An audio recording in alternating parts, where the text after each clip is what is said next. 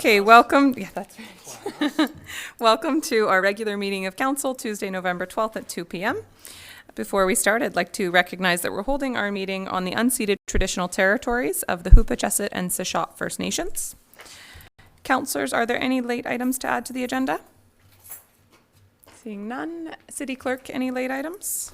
Yes, Madam Mayor, if it please Council that we have 2 late items to add to the agenda, both under unfinished business. One, to receive information from our Acting Director of Finance as a result of Council questions relating to our financial plan held previously at your regular meeting, and an update from our Director of Parks, Recreation and the Museum about the multiplex arena. Great. Thank you. Council, would somebody like to move approval of the agenda as amended? So moved, Madam Mayor. Second. Any questions or comments? All in favor? Carried. And we have minutes from the special meeting of council held at 12:30 p.m. and the regular meeting of council held at 2 p.m. on October 28th, 2019, and the special meeting held at 12 p.m. on October 29th, 2019. Move to adopt. Second, Madam Mayor. Any comments on the minutes? Councillor Yes, I noticed on the October 29th minutes, the staff present,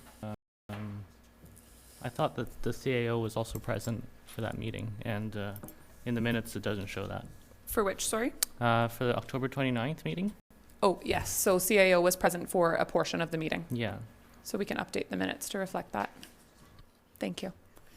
Any other comments on the minutes? Okay, I think it's been moved and seconded. All in favor? Carried. Thank you.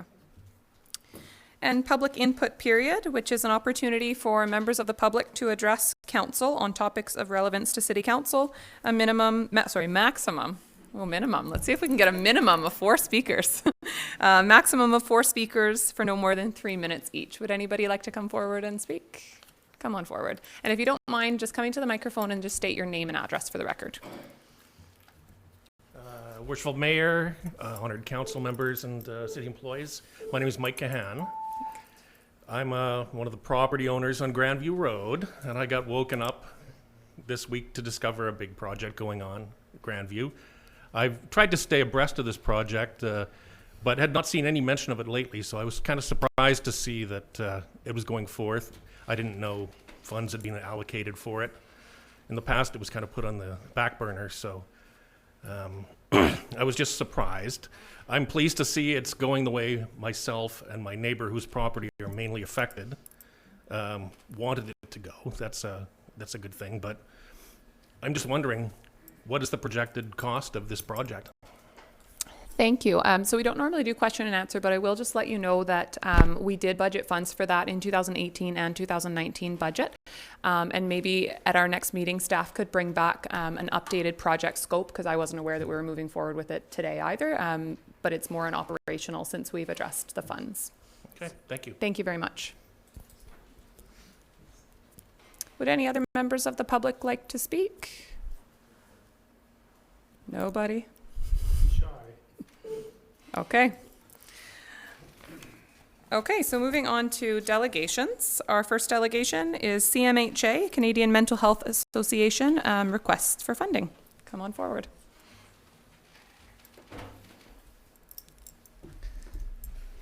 Thank you, Your Worship, council members. Does this thing work? We prepared a sort. My name is Mark Zanko, and this is Todd Patola. I'm the president of the board. Mark Zanko is our associate director. He's doing the presentation today. I'm just here for support and to make sure that he doesn't get fired. I'll just be sitting in the front row, but I'll take any questions if any director. Thank you. Thank you. So I am the associate director of the organization, and our executive director is out of the country today. So I'm happy to be able to present this to you, this request. The Canadian Mental Health Association has been active for over 100 years in Canada. It is comprised of independent, not-for-profit organizations that operate under the envelope of the Canadian and the BC chapters. We in Port Alberni have been operating since 1992, and we've been in our current location on 2nd Avenue at the New Horizons Center since 1995. We have over 37 employees right now, and we're serving the needs of people with diagnosed mental illnesses in Port Alberni, trying to improve their lives, providing food, shelter. Right now we have a clubhouse program, which is kind of the cornerstone of our organization, where people with mental health diagnosis can show up and be amongst their peers. We have peer support advocacy. We offer over 100 housing beds and food programs, and also an outreach program in the city. I'm here today to talk to you about work.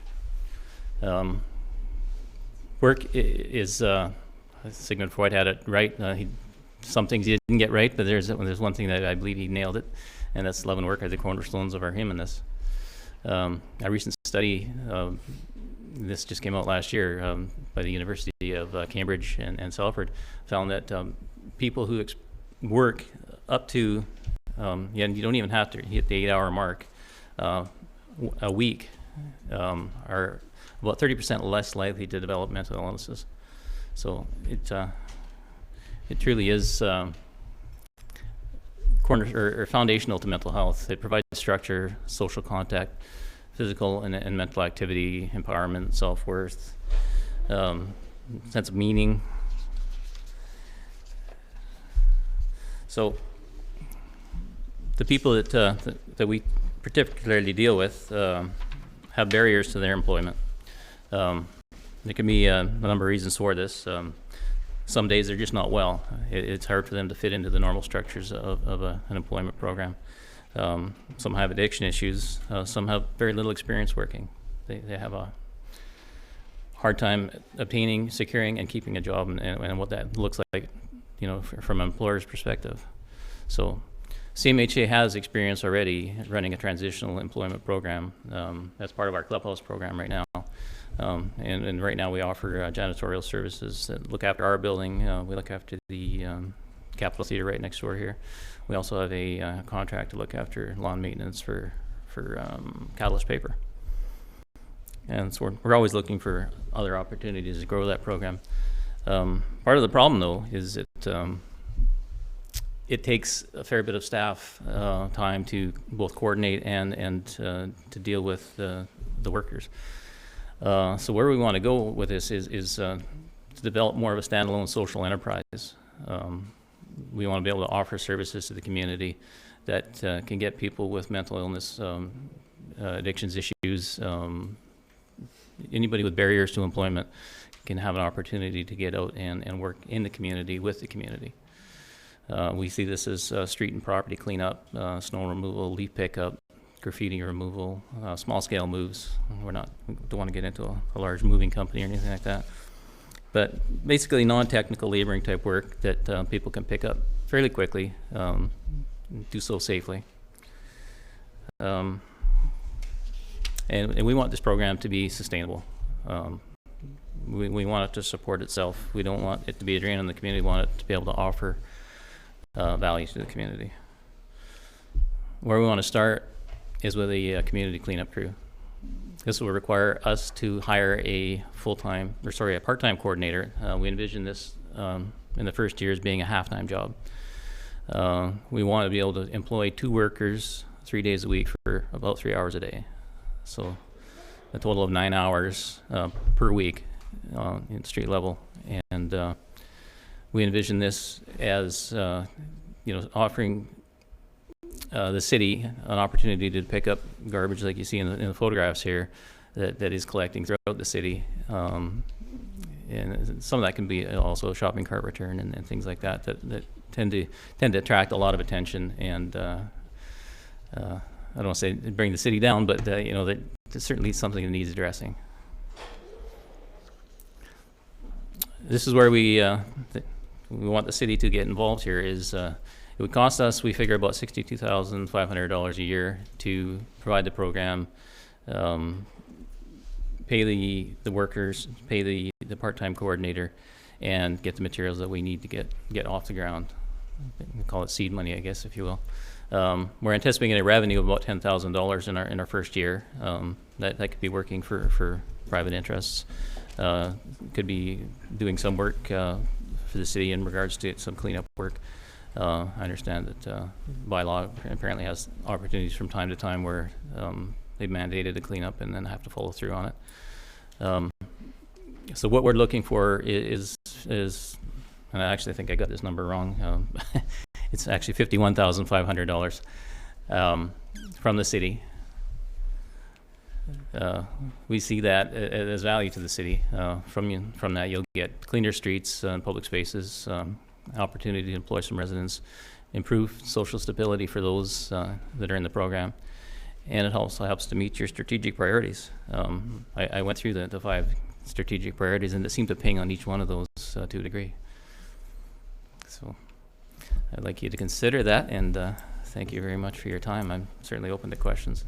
Thank you. Anybody has some? I just want to start by thanking you guys at CMHA for all of the work that you do already in the community. You're certainly just an integral piece of Port Alberni and support a lot of people who very much need our support. So thanks for all the work you guys are doing. Thank you very much. Are there questions from council? Councillor Haggard. Thank you, Madam Mayor. This program certainly ties in with our social procurement policy that the city is working towards. We don't have an official policy in place yet, but it is something that we're working towards. And this just is so totally what social procurement is, so I'm very pleased to support this project. One question, there's a lot of community outreach about needles in the streets, and is that something that you'll be picking up, or is it just totally garbage, or do you have to be specially trained to pick up needles, do you know, or? It does require some training, but it's something that can be done fairly effectively and very quickly. And so those are the kind of things we would absolutely expect our workers to be picking up, and they will receive the training on how to do that. Great, thank you so much. Thank you. Councillor Poon. Thank you. I think this is a really exciting opportunity for Port Alberni, and I would like to support it, and perhaps I could make a motion. I'd like to move that we There is a fund- motion written if you would Oh. like to. Is there? Is there? Oh, all right. I feel like it's in line with where you're going. Sure. Okay, I'll read the motion then. I'll move that the report dated November 12th, 2019 be received, and that council authorize a one-time grant of $51,500 to the Canadian Mental Health Association, comprised of existing 2019 budget funds. Okay, thank you. Councillor Solda. Yeah, Mark, I think it's a great program, and we had something similar in years in the past, and all you see on social media, like, can't the city do something, hire these people out there and let them help pick up the garbage and do this and different things in the community. So I think this is really in line to everything we all want.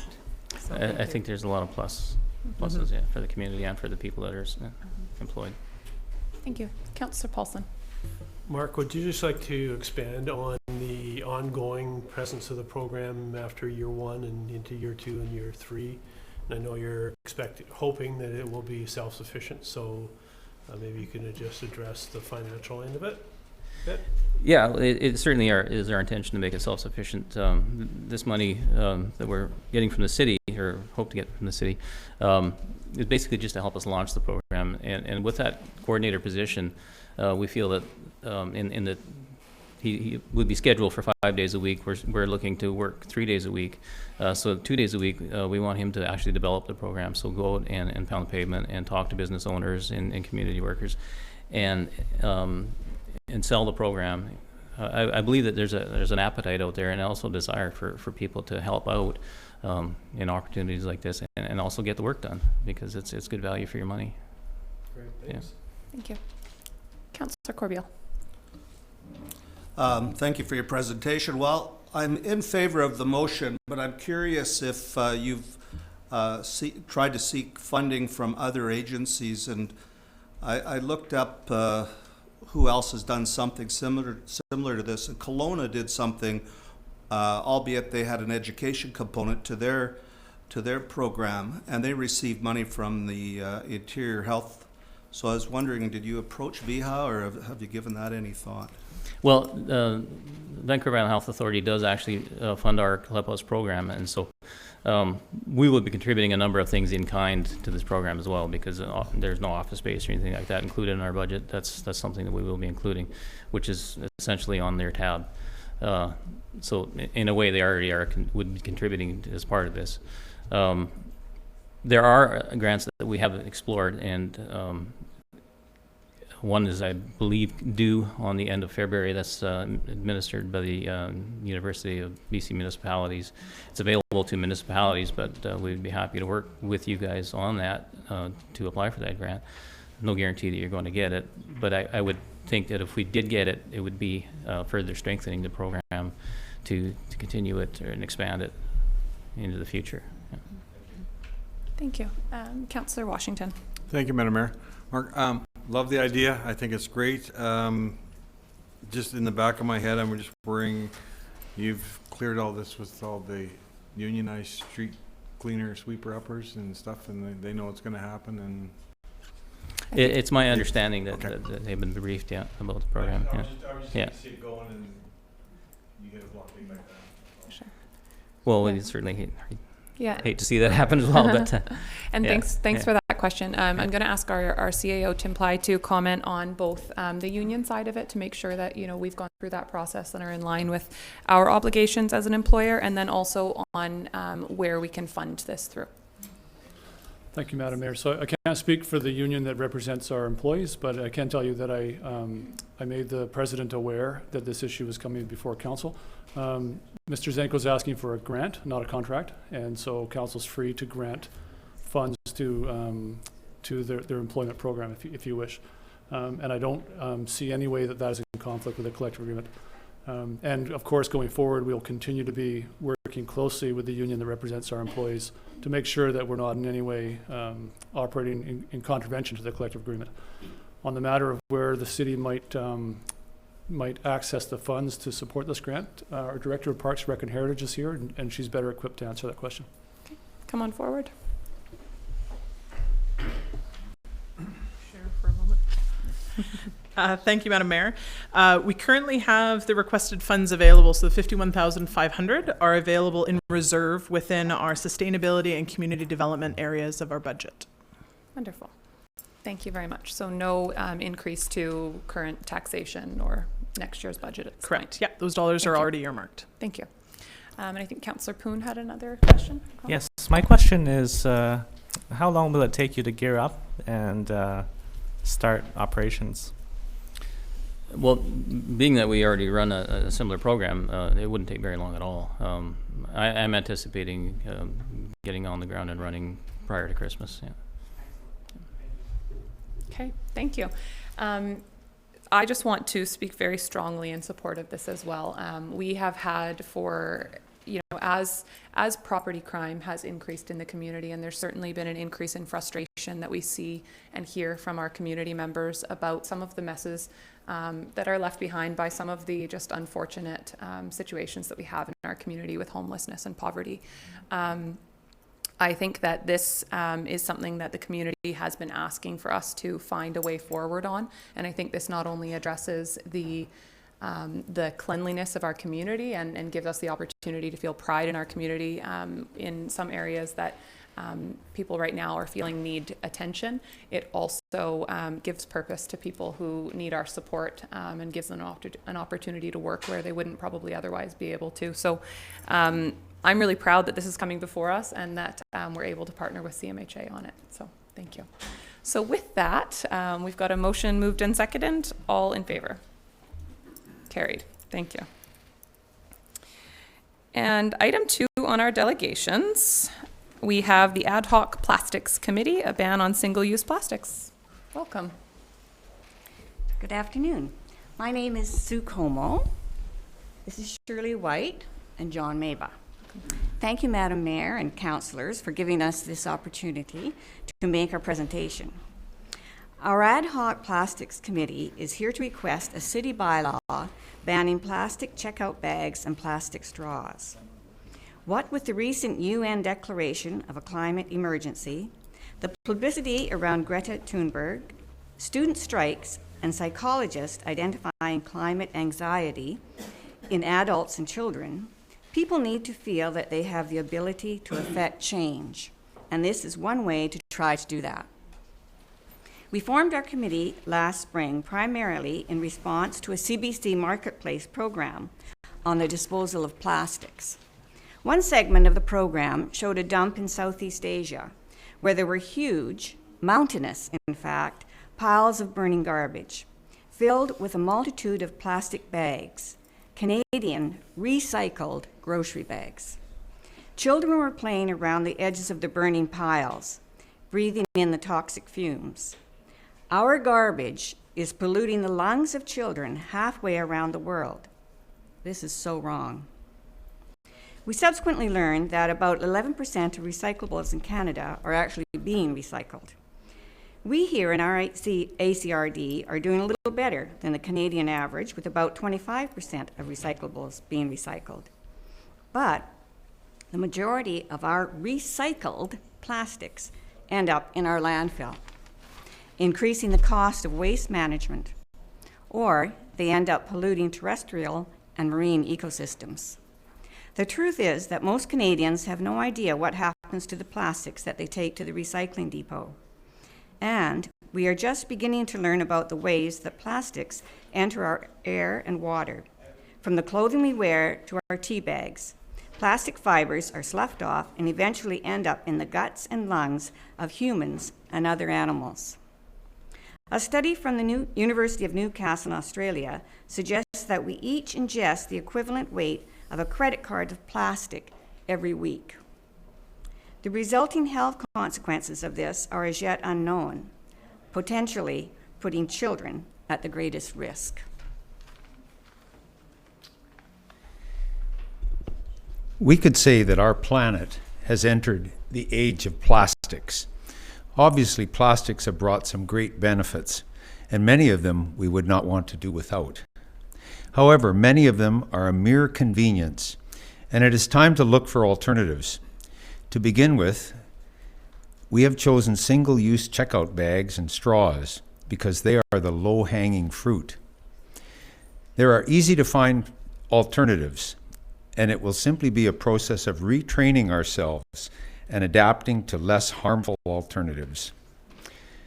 Several other communities on the island have already proclaimed a ban on single-use bags and straws. The provinces of PEI, Newfoundland, Labrador, Nova Scotia, and Manitoba have all either banned or are in the process of banning plastic bags. We have talked with the managers of 4 of our 5 grocery stores, and they all declare an openness to a bag on plastic bags, saying that about 50% of their customers already bring reusable bags. They also state that their stores are successfully making the transition under such a ban in a number of other communities. We have also talked with some of the smaller businesses in Port Alberni, and they too are moving away from single-use plastic bags. As far as plastic straws go, we understand that there will be exceptions, such as handicapped people who require straws. A couple of the independent restaurants in our community do not give out straws unless people ask for them. So for both bags and straws, we know that many people have made the switch already, and that the transition to alternatives will come as our community adapts to this new stance. We are today presenting a petition with over 600 names of people who would support such a ban. We know there are a lot of others who would also sign the petition.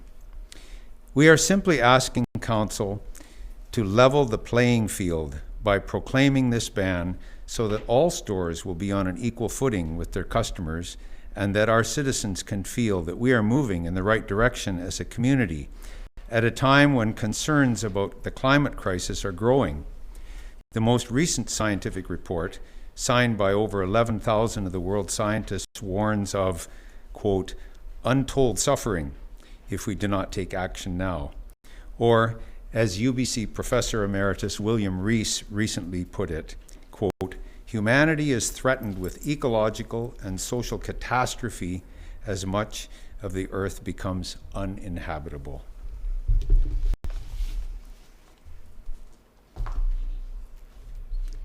In conclusion, The problem of disposable plastics in our environment is clear. There's an immense amount of it in our oceans. We know this plastic fouls the marine environment for vessels and for the health and survival of sea life on which we depend. Landfills, ours and others, contain large amounts of plastic, taking up space and adding to the chemical leachate. The cost of maintaining and replacing current landfill sites is costly and will rise steeply in the future. Recycling of single-use plastics has not been the answer. We need to drastically reduce use of checkout bags and plastic straws as an effective first step to make positive change. There are alternatives to these items. Plastics in general will play a part in our economy and lifestyle for a long time into the future. It is the huge consumption of throwaway items we need to stop. Children in school are being taught the science of climate change. Catastrophic fires and storms are in the media frequently, as well as predictions about problems to come. We owe it to the children to make plain one positive way to improve the environment and address their concerns about the future. Ecotourism is becoming more popular. These tourists look for eco-aware destinations. We can publicize our town as a taking action place to visit. Ours is not the first community on the island to propose these changes. There are already bylaws in place in 6 neighboring cities and towns. Qualicum Beach, Cumberland, Comox, Tofino, Ucluelet, and Courtenay have bans coming into effect after a grace period on January 1st and March 1st, 2020, respectively. Nanaimo Council is preparing one. It is our expectation that with a transition period of 6 months or so, Port Alberni residents and businesses will adjust to using alternatives to check out plastic bags and straws. We are asking the city to task its information officer with sharing information on the ban with the public. Promotional ideas can be gained from other communities. City communications such as utility bills could be one method. Our petition with over 600 signatures is a sample of citizen support. Again, our request is for a city bylaw to ban the use of plastic checkout bags and plastic straws. Willow Whiten, a 9-year-old Alberni school student, heard about our petition and sent us her thoughts to share with you. This is Willow's letter. I think the idea of banning certain plastics in Port Alberni is a really good idea because the environment and many animals suffer from plastic pollution. Please take this small step to improve the future for my generation. It will set an example for other towns. And if we all do these small things, the world will be a better place. Sincerely, Willow. We will That's a very bring a compelling printed. letter. We will bring a printed copy of our presentation later this week, if you want. Thank you very much for your presentation. Council, are there questions to start with? Councillor Solda. Just a quick one. So in other communities, how do they enforce it? How, do you have any idea on enforcement? No, we don't. Okay. Some different communities are different. From Ucluelet and Tofino, apparently they were quite well advanced in that already. Does Yes. anybody else have anything to say? And Victoria, once they did an education program on it, it flew even though it was denied. Okay, thank you. Just curious. Thank you. Councillor Washington. Thank you, Madam Mayor. I agree, the straw thing especially.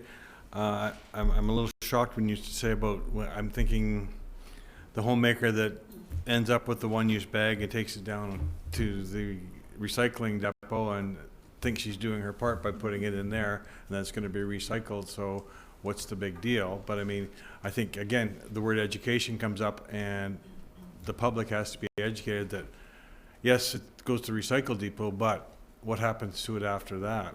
And I think if they're made more aware of that, I think they'll be toting their cloth bags a little more than, but it's just, I look at it and a lot of people figures, so as long as it gets to the depot, we've done our part. So that education, those statistics you have to get out there. Thank you. Councillor Haggard. Thank you, Madam Mayor. I feel that the community is doing its part by doing it already voluntarily.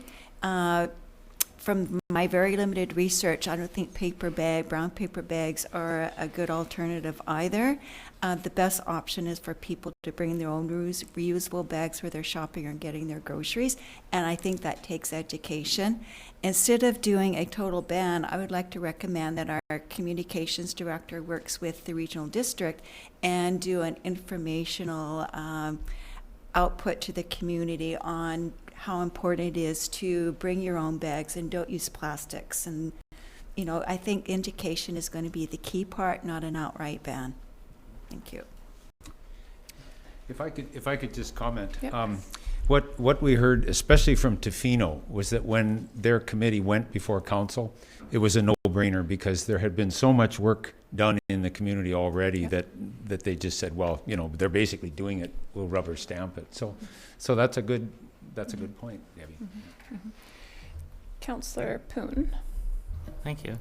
I think, yes, much of what we're doing right now reflects those goals that we have to preserve the environment and use less plastics. But I think perhaps it would be appropriate for us to write to a higher level of government to ask for a ban that is province-wide, right? Or nationwide, yeah. And also, I also am a bit concerned about how our local bylaw enforcement will be able to enforce this ban. Councillor Corbeil. Yeah, I think I seen that same program that was referred to in Vancouver. They followed 3 separate companies, and I think one recycled, one put in the landfill, and one burnt the plastics, if I'm not mistaken. I'd be very curious to find out what we do with our plastics, and I suspect staff could find out from the regional district. Are we in fact recycling, or are we putting them on a boat somewhere? Be interesting to find out. For sure. Councillor Paulson. Just make a quick comment, and I think what this comes down to is each and one of us doing our own part in particular. I know my wife's trunk is just absolutely chock-a-block full of reusable bags. I said, God, Beth, your trunk is full, but I think that, you know, maybe an education program to make sure that we as individuals do our own part, and we as individuals become a group of the whole, a team, and you know, I think that we can pat ourselves on the back if we can get to the point that you know, we're kind of using reusable bags. I had lunch at a restaurant yesterday, and they brought me my iced tea, and I'm going, gee, where's my straw? Well, they don't bring them to you anymore, either paper or plastic. So I think that we're doing a little bit of it, and maybe a little push from the education side will make us better. I know in Qualicum Food started that in Qualicum. They actually did it voluntarily, and they were kind of the business that kind of started the ball rolling down there. But anyway, just some thoughts that if we each do our own part, it's going to be a huge part, and if we could just talk to people in third world countries to do their part individually too, we'd be a much better world too. Thank you, Council. I agree that as a community, I think we have made significant progress from where we were, 6 months ago, a year ago, 2 years ago. We're continually making progress. I also think that this is an issue that education is a step toward getting there, for sure, and I think it's a critical step before we institute a ban, but I do think that there is a percentage of the population who will not change their habits unless they are forced to by a ban. So I think at some point you do need a ban. And although Tofino and Ucluelet it was very much grassroots, the ban did stop that last bit of plastic bag use. They were not, although when I started my business in Tofino, people said, well, no one will come here if you have plastic straws. There were still people who would come in and ask for plastic straws. And it was that ban that finally, got the co-op to stop bringing in plastic bags. They hadn't stopped bringing them in. Most people just didn't ask for them, but some people did. So I do think that I don't think we should rely on education to be enough. I think that we do need to move toward a ban. I just don't know what the right way to get there is. I love the concept of a grace period of advertising that we will be moving toward a ban, just like we're with the regional district going to move toward a ban from compost in garbage. So we talked at the regional district when we were talking about whether or not to do a compost program, about whether we would have a ban on compost at the landfill and in your garbage that you would actually be fined for if you didn't comply, or if we would just put out the compost bins. And we ended up deciding that we had to do a ban, otherwise people would ultimately not necessarily take that action. So I do think a ban is where we need to get to. And maybe we can ask staff for some direction on how we could move forward on this, and maybe they could work with your committee on starting with an education process and ultimately moving eventually to a ban. Councillor Haggard. May I suggest that we do an education program and revisit this in 6 months' time and work towards a ban at that time? Why don't we ask staff? We could certainly do that. I wonder though if the first step would be asking staff for suggestions on how to move forward rather than jumping to a date right away. So maybe we could, CEO? Madam Mayor, if council would like, we can do a fairly high-level scan of what other communities have done and come back with that report, and council can make decisions from there if you like. I think that would be great. Councillor Solda? And Madam Mayor, the regional district's going to be, we're going to be the poster child, I call it, for the waste management and stuff like that. That's going to be happening. And I think that's going to be an amazing step that we're going to be doing with the regional district. What do you mean by that? And I'm talking about the with the city, and the city's going to pick up any kitchen waste is what I'm referring to. We're going to be working on that. So yeah. The straws and stuff like that, but there's much more. Like in I'm going to use us as an example, sold us as an example. I mean, we've got the paper straws and we have plastic straws, but there's also a lot of plastic still and tin and stuff that we use, right? So there's a lot more to this whole picture that this is just a little touch, and maybe it's a start. So, but there's a lot more. I just want to say I'm very encouraged by your comments about the local grocery stores, because I think that that's the biggest piece here for a ban to be successful, is the local companies, the grocery stores buying into that and being able to prepare people with alternatives. So it's great to hear that our local stores are already supporting this in other communities, because I think that that just makes it significantly easier to implement. So. Okay, so what I'm hearing is that staff will bring back a high-level report on what other communities have done, and we can have another discussion about next steps from there. Councillor Washington? Can we just add about the ultimate destination of one-use recycled? What really happens to them, so that the people think twice instead of just assuming that it gets recycled and they're doing their part by taking it to the... Yep, absolutely. I think that would definitely be a piece of any information program. Councillor Poon? I'd like to move that we ask staff to bring back a report and study the ways that we can implement a single-use plastics ban. Is there a seconder? Second. Okay, any further comments? Okay, all in favor? Carried. Thank you very much for the work you guys have done. Thanks. Okay. And next up, we have the Port Alberni Age-Friendly Initiative, Shaila Samia. Did I say your last name correctly this time? No, but I said your first name correctly. Yep. Welcome. Hi, Shaila Samia. So I'm here to give you guys an update on the age-friendly assessment. Along with me, I have one of my age-friendly steering committee members. Good afternoon, Patty Edwards here. So just to give you a little bit of a refresher from my last visit with you, which was March 25th, where we started the assessment, and we appointed Councillor Corbeil as our liaison. So what we were our goal was to become BC age-friendly recognized. Just a disclaimer, so there was information sent to council. There's a very informative package, a PowerPoint. So some of the things that I may touch on, they go in quite a bit more detail on the PowerPoint. So on one of these pages here, it shows you the steps to the BC recognition program. So the first step is like you establish an advisory committee, which we have. The steering committee has been recomprised. It's all new and fresh, yes. And then we get a resolution, which council gave us in November. And then we start the age-friendly assessment, and after that, a plan. Once you've completed the assessment, you can then apply for your BC age-friendly recognition.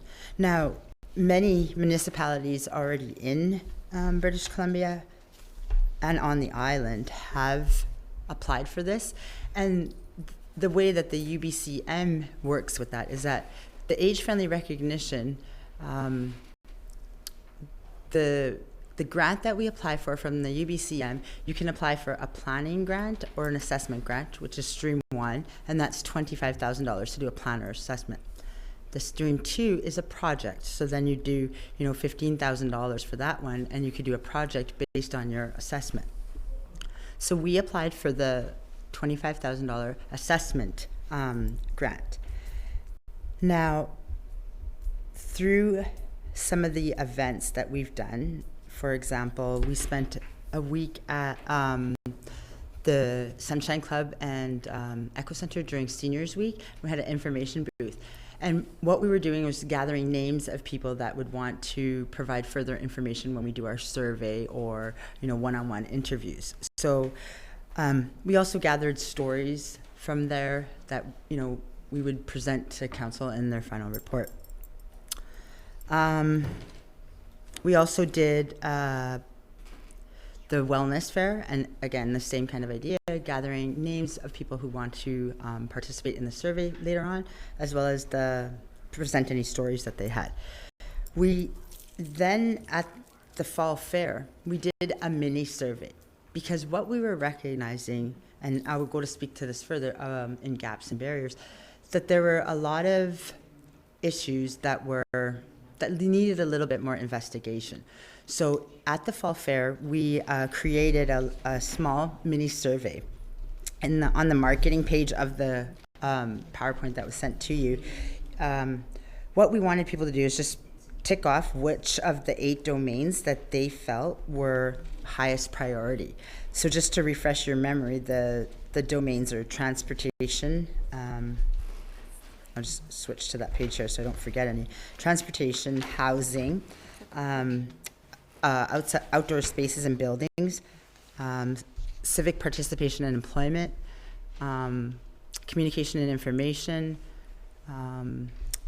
social inclusion, transportation, housing, and healthcare. So the 3 that came out on top everywhere that we did the survey was healthcare, number 1, housing, number 2, and transportation. We then did another survey, that same mini survey, but we left it at the Sunshine Club so that we get very a condensed group of just what the seniors think. We got a really good response, about like 100 different replies, but again, like very glaringly, the 3 areas that people find that we need to put more attention is transportation, healthcare, housing, and transportation. Throughout the period from March until now, I've met with different members of different sectors, because the way that the World Health Organization sees this solution being panned out, they want it to be multi-sectoral. So what they mean is that council is taking their opinion along with the island health, along with the residential care, along with the business owners, so that we all are creating that age-friendly perspective. Because if you remember from my first presentation, it's a mindset change that we're looking at. Older adults are not a burden. They're actually an asset. They're the ones that are going to have expendable income. Those are the people that are going to be our volunteers. So if we look at them as an asset instead of a burden, it's easier to develop the solutions to some of the problems that we've uncovered. Patty and I had the opportunity to attend a seniors summit that they held in Richmond, which is put on by the CBSS. And what that is, it's a citizens-based seniors sectoral. So they have a bunch of committees all over BC that have come together, and it's funded by the United Way, which is the Better at Home group. So I went to a regional meeting that they had in April of this year in Nanaimo, and they had all of these nonprofit organizations, any organization that provided services for seniors all together. And the synergy that they created, the funding that they were able to together get, it's very big. They created a group called the Seniors Connect. They had a centralized area for seniors to come to for help. At the senior summit that we went to this last week, we met a lot of people from different municipalities that had implemented different solutions for age-friendly. The age-friendly initiative has been going on since like 2007. So there's a lot of municipalities that are ahead and have already implemented solutions that they've either, worked really well or tweaked to work really well. And for me, it was quite alarming. Like, we have to, I would want to share best practices with other municipalities, before we recommend or implement solutions here. The other thing that I noticed is that there are a lot of perspectives. So even when we just say seniors or older adults, there's the group of seniors that are coming into that, like, they're 65, right? So, 50 to 65. Then there's the older adults or seniors that are between 75 and 85. And then there's the seniors that are like 85 plus, right? Because statistics say that since this last census, there's been a 41% increase in the number of centurions. So people living over 100. So the division just in amongst of seniors, there's different perspectives there. Somebody just coming into retirement or, into their older adult years compared to somebody who's, 75 or 85, they're looking at, end of life preparation. And so not only those perspectives, but there's the perspectives of, the service providers, the nonprofit service providers, Island Health, the doctors, the nurses, the care aides, caregivers as well, so family members. So when we're doing an assessment like this, it's one thing to get the opinion of seniors themselves, but we also have to take into consideration the opinions of the service providers as well. You'll see on the gaps and barriers page, some of the things that were identified from the seniors advocate as gaps and barriers. We may look at from a city council's point of view and say, oh, well, this is Island Health's, jurisdiction. What can council do here? So when I met with Dr. Paul Hasselback, he also does, Victoria, Tofino, Nanaimo. In Victoria, what they've done with this program and what they've been able to influence within the Island Health, it's amazing. So for us to maybe work with people in Victoria to see how they've implemented things. I've also had a chance to talk to the Tofino mayor when she was here at the women's conference, and she's given me the name of the person that they're using there for that did the age-friendly assessment and implementation there. So there's more people that we want to interview for this. So this survey, this assessment, is the end of this assessment is January 31st, because that's when it started. So from now until then, with all the activities that we've completed, we also want still, November 25th, we're going to be having an open house at the Sunshine Club, where we're going to then announce the survey. So the actual big survey will be released, which that survey will have on the internet we'd like to have it on the city's page, the listening page. And then we'll also be doing phone calls of, right now we have about 300 people from the names that we've gathered. So we're creating a database. They will be called and by volunteers, as well as the people at Better at Home and people doing Meals on Wheels to get assessments from them. We still have assessments to do with some of the service providers and healthcare people as well. So that's planned for November. December, the whole month, doing surveys and then presentations as well. So, going to the Rotary Club, going to different churches, presenting the survey and what we've had planned, and then, facilitating the survey with the people there. In January, I would like to have like a town hall meeting where we do have members of council there to answer questions and just get more perspectives and get all the sectors there to hear what some of the end users or seniors are facing in our community. At the end of January, we would present a final report as the grant stipulates, which would have the final results of the survey that we completed,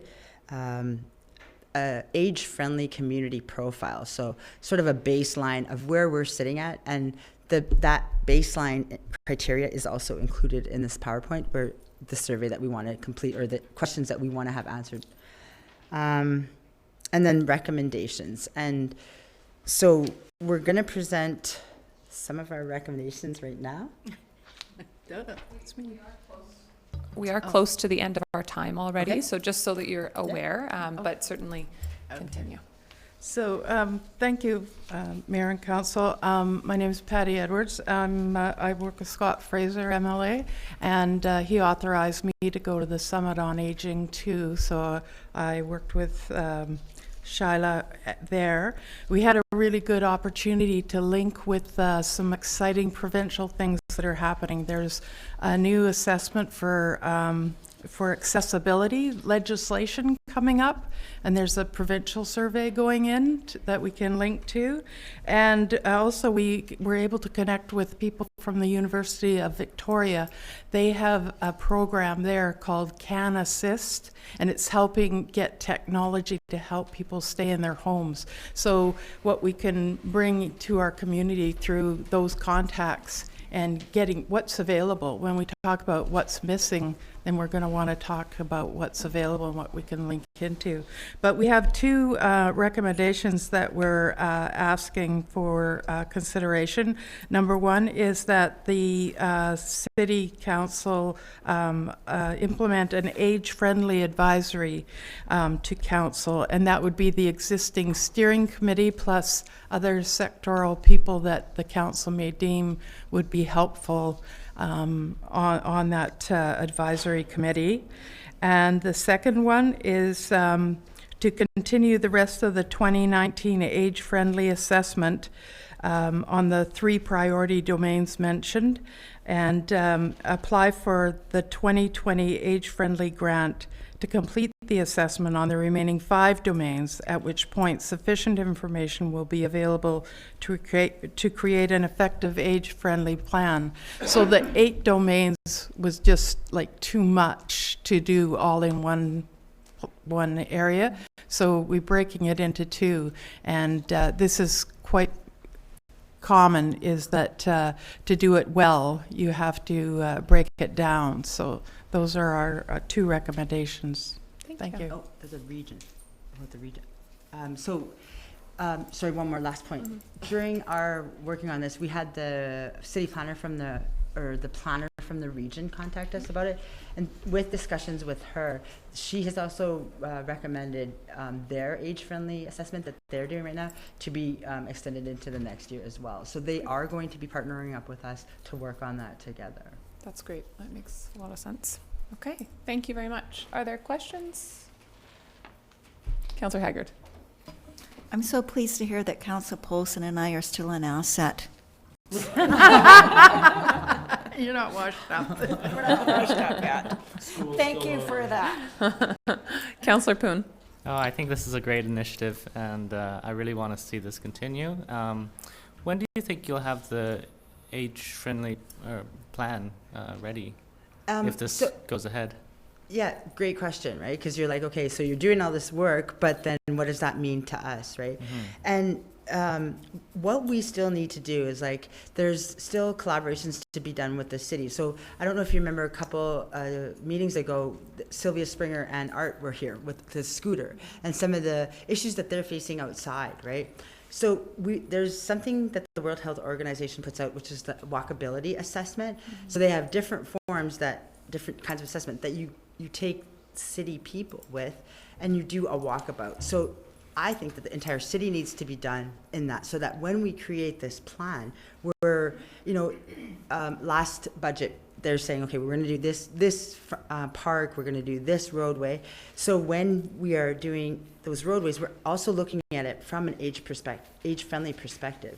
So it's like, okay, are the people in the scooters gonna be okay with the way we're designing this? Are the people walking with walkers gonna be okay with how we're so there's collaborations that still need to be done.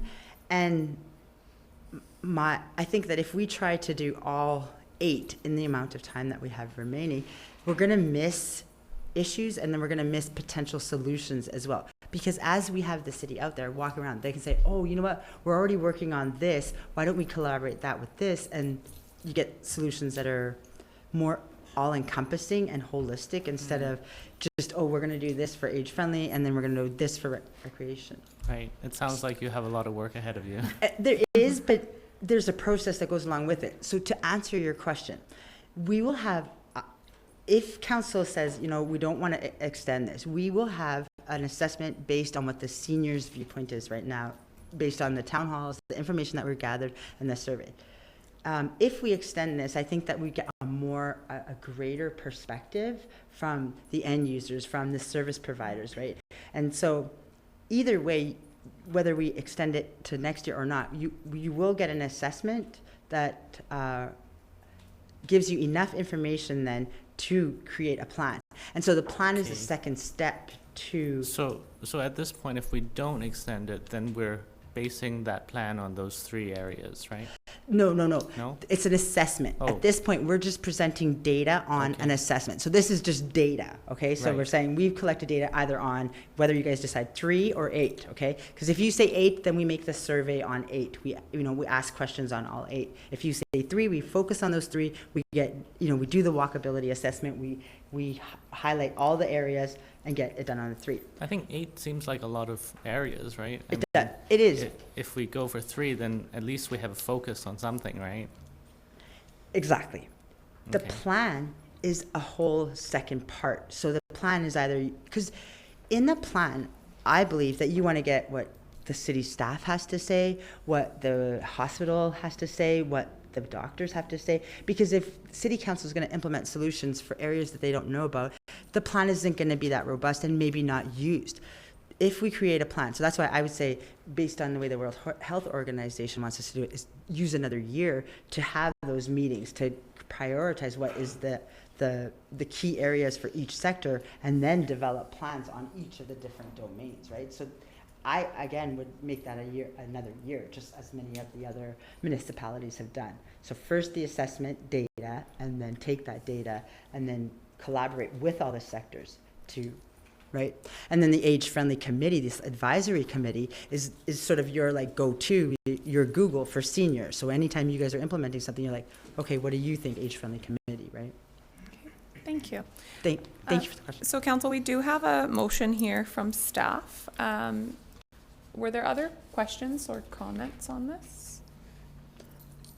Oh, sure. So does my request for it to be extended become a motion?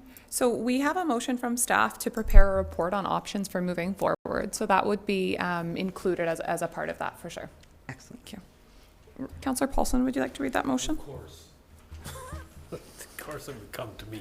Because you're old. Yeah. But he's still an asset. Yeah. But still an asset. But I'm young at heart. I'm young at heart.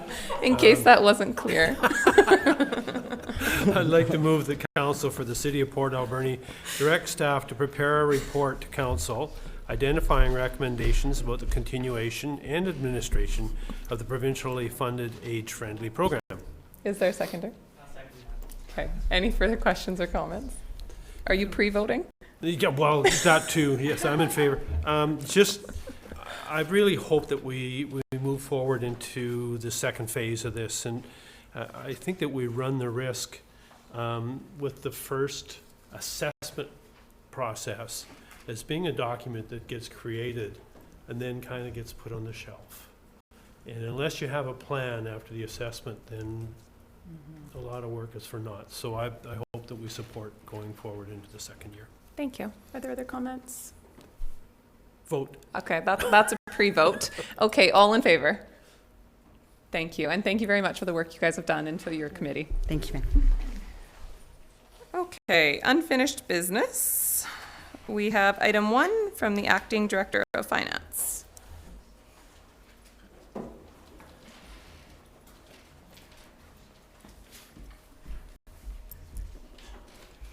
Madam Mayor and Council. So I just wanted to get back to Councillor Polson's question about our amended budget. So I have on the screen behind you the amended budget there. And he had a question on 2023, the capital expense, and that large jump you see from the 3.2 million to the 11.658. So that is quite a large jump. I did take a look in our detailed expenditures and see that for the year 2023, we do have $9 million dedicated to capital water upgrades. So of that 9 million, we have 7 million for our Bainbridge plant and Cowichan Reservoir supply replacement, and 2 million for River Road main replacements. So that is your large year-over-year increase on that. Okay. Thank you. Looks like projects that we're putting off until 2023. Thank you very much. You're welcome. Thank you. Are there any questions on that? Okay, seeing none. Thank you very much for bringing that update. You're welcome. And we have an update from Director Thorpe on the multiplex. No pressure. Thank you. Thank you, Madam Mayor. As Council is aware, a low-level ammonia leak was detected in the chiller component of the multiplex ice plant on November 3rd. All parties, including the manufacturer of the chiller, have agreed that the leak was caused by a failure in a manufactured weld. The chiller, which was installed this past spring, passed both sets of pressure testing, both when it was initially fabricated, as also after it was installed in the multiplex. It passed both inspections at that time, which included that pressure testing. As 2 cracks were discovered in the same weld, a non-destructive testing of the entire chiller unit was completed, and a further 9 subsurface fissures were discovered in that same weld. So all of the failures have been discovered all in the same beading of weld on the chiller. And so at this stage, all of the repairs on the weld are complete, and all subsequent testing of the chiller went well. So we're currently awaiting confirmation from Technical Safety BC that we have completed all the required tests, and the ice plant is ready to start up. So we are ready to go. We're just at this stage waiting for Technical Safety to confirm that we can start the ice plant. And of course, it's a frustrating situation, and staff and I regret the impact that this situation has caused on our users. We're in the middle of our ice season. It's very frustrating to see that there's no ice in our multiplex at this stage. I am very impressed with our staff's response to the incident, and as safety is our paramount concern, I'm very pleased to report to Council that at no point in time during this incident were public ever exposed to any of the ammonia, or there was no public safety concern whatsoever. And I'd be happy to answer any questions Council might have. Thank you very much. First, just want to thank you and Rob Cranevelt and the staff at the multiplex for all the work that you guys have put into handling this, and our manager of communications as well. I think the public response to this has been understanding and acknowledging, because we've been keeping people informed and we've been taking it very seriously. So great work to all of you. Thank you. Councillor Washington. Thank you, Madam Mayor. Echo your compliments, because it was well. Everybody knew what the heck was going on, so all is good. Just a question that's been bugging me: is there any kind of warranty or any kind of? on the failure parts? Yes, so Madam Mayor, all work that's been completed to this point is under warranty. So the chiller unit is supplied with a 10-year warranty upon installation. So that we're of course well within that window because of course the chiller is just installed in April, so it's only 6 months old. In addition, the manufacturer and the installer will both be in town this week. The manufacturer, I believe, is out of Texas in the United States, so they'll be coming to town. I'll be meeting with both of them this week personally to confirm that we don't expect any further service interruption. We expect this chiller to last us at least 20 years. So the idea, its useful life still has about 19 and a half years on it. So I'm looking for some assurances from the manufacturer and the installer that we don't expect any further service disruption. Thank you. Councillor Solda. Yeah. Thank you, and I echo, as everybody else probably does here. I also want to thank the CAO for keeping council informed. I really appreciate that, even on your days off and stuff like that, you were out there. Thank you. I just have a question from some of the people who have their decals in the ice, and they're concerned that they might have to put out the dollars, and I did assure them that it would be no cost. It'd be probably in the warranty. Can you actually... So typically when there's a disruption of service that's no fault of the sponsor or the donor or that sort of thing, that those costs are then taken on by the facility, or in this case working with the manufacturer. Since it has been determined that the failure is based on a manufactured component, so not after install. So just so we're clear, the failures in the welds existed before the unit was installed. And so all that to say that no, the folks that have the businesses or whomever have purchased the sponsorship rights for the in-ice logos would not be responsible for recouping that cost. Okay, and the other question too is there any costs that we should know about that's going to come from the city at all? Like we have to pay anything? Not at this stage. Again, I haven't met yet with the manufacturer and the installer to confirm, but no, at this stage I don't expect it to be a cost burden upon the city. Okay, thank you. Councillor Paulson. Just a quick question, and the weld has been done. Now, is that a temporary fix and where we would actually replace that part in the off-season, or is that a long-term fix? So Madam Mayor, it is a long-term fix. Okay. I'm planning to include in our future ice shutdown. So in future off seasons, I'd like a further review done of the chiller itself to ensure that over time we aren't experiencing any further failure. So I'd like to see us do more formal reviews as we go and inspections. But at this stage, it is meant to be a permanent fix. Yes. Just one last question from the user side of things. Have users been able to find alternate ice in other communities? For instance, the Figure Skating Club, the Bulldogs minor hockey, those sorts of things. Yes, they have. And Madam Mayor, I believe Councillor Haggard would like to speak to that. Councillor Haggard. I have reached out to the Bulldogs through two different means. My daughter is head coach at Shawnigan Lake at their private school, and they do have ice available. They have dorms available. They have the dining hall available, and I know the Bulldogs can't go for a whole week without ice. But I have not heard back from them, so I don't know where they're at right now. But the offer was made to them and through two different means. That's good. And Madam Mayor, just to touch on the Bulldogs, I've been in touch with them personally as recently as a few moments ago, keeping them apprised every step of the way. And of course, thanks to our manager of communications, keeping all of the community apprised of what's going on. Obviously, again, it's very frustrating for everyone. So we're looking to get on the ice as quick as we can, and also keeping community updated so they can make alternate arrangements as well. Thank you. Any other questions or comments down here? Okay, seeing none, thank you very much for the update. One last comment, and this goes to... You missed your chance. To Deb's statement too. It is amazing how other communities have reached out.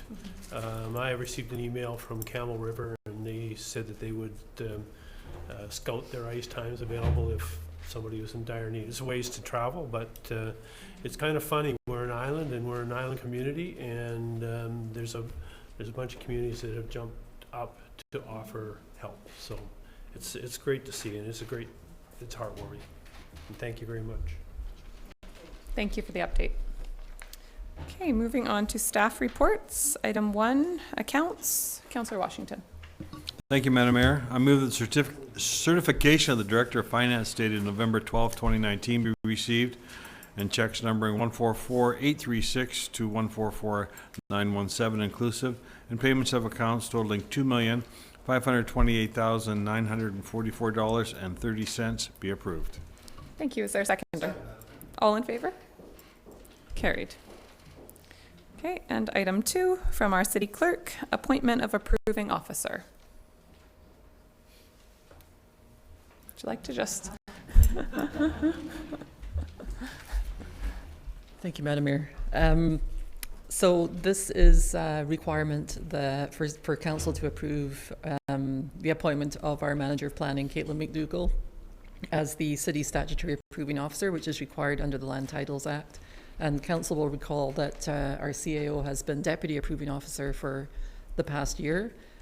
Manager of planning has been with us for a year, has recently undergone some intensive training, and it's time to, we think, hand over those reins to her. I think we look forward to that. Not that you haven't done a great job being a planner. Okay, Councillor Soldo, would you like to read this motion? Yes, Madam Mayor. I'll move that the report from the city clerk dated November 1st, 2019 be received. Second, Madam Mayor. All in favor? Carried. Madam Mayor, I move that the council for the city of Port Alberni appoint Caitlin McDougall, manager of planning, as the city's statutory approving officer effective November 13th, 2019, in accordance with the requirements of the Land Title Act. Second, Madam Mayor. Any questions or comments? All in favor? Carried. Thank you. And item 3 from the city clerk as well, check signing authority. I would imagine this is just since our director of finance has left. Exactly, Madam Mayor, and council will be aware that our former director of finance, Kathy Rothwell, has left us and moved on to another opportunity. So this is transferring the check signing authority to Rosalind McCauley, our deputy director of finance. Thank you. Okay, and Councillor Corbeil, would you like to read this one?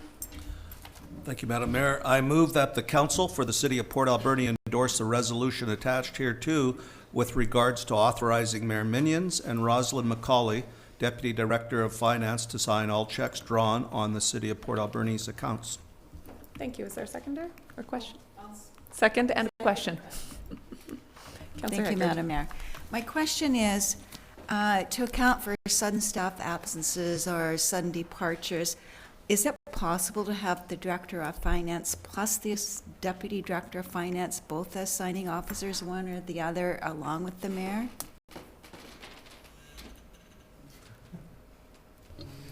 Madam Mayor, that's a great recommendation, and we'll look at it unless Twyla knows the answer.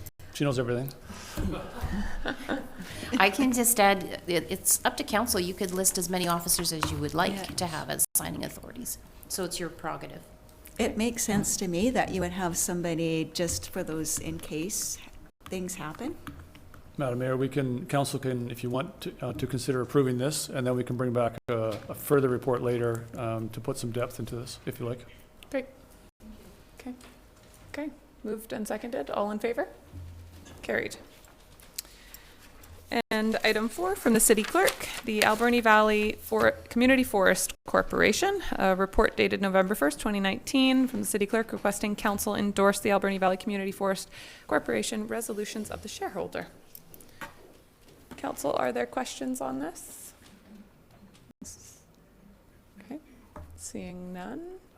Councillor Poon, would you like to read this motion? Yes, I'll move that council for City of Port Alberni endorse the Alberni Valley Community Forest Corporation resolutions of shareholder in writing as presented.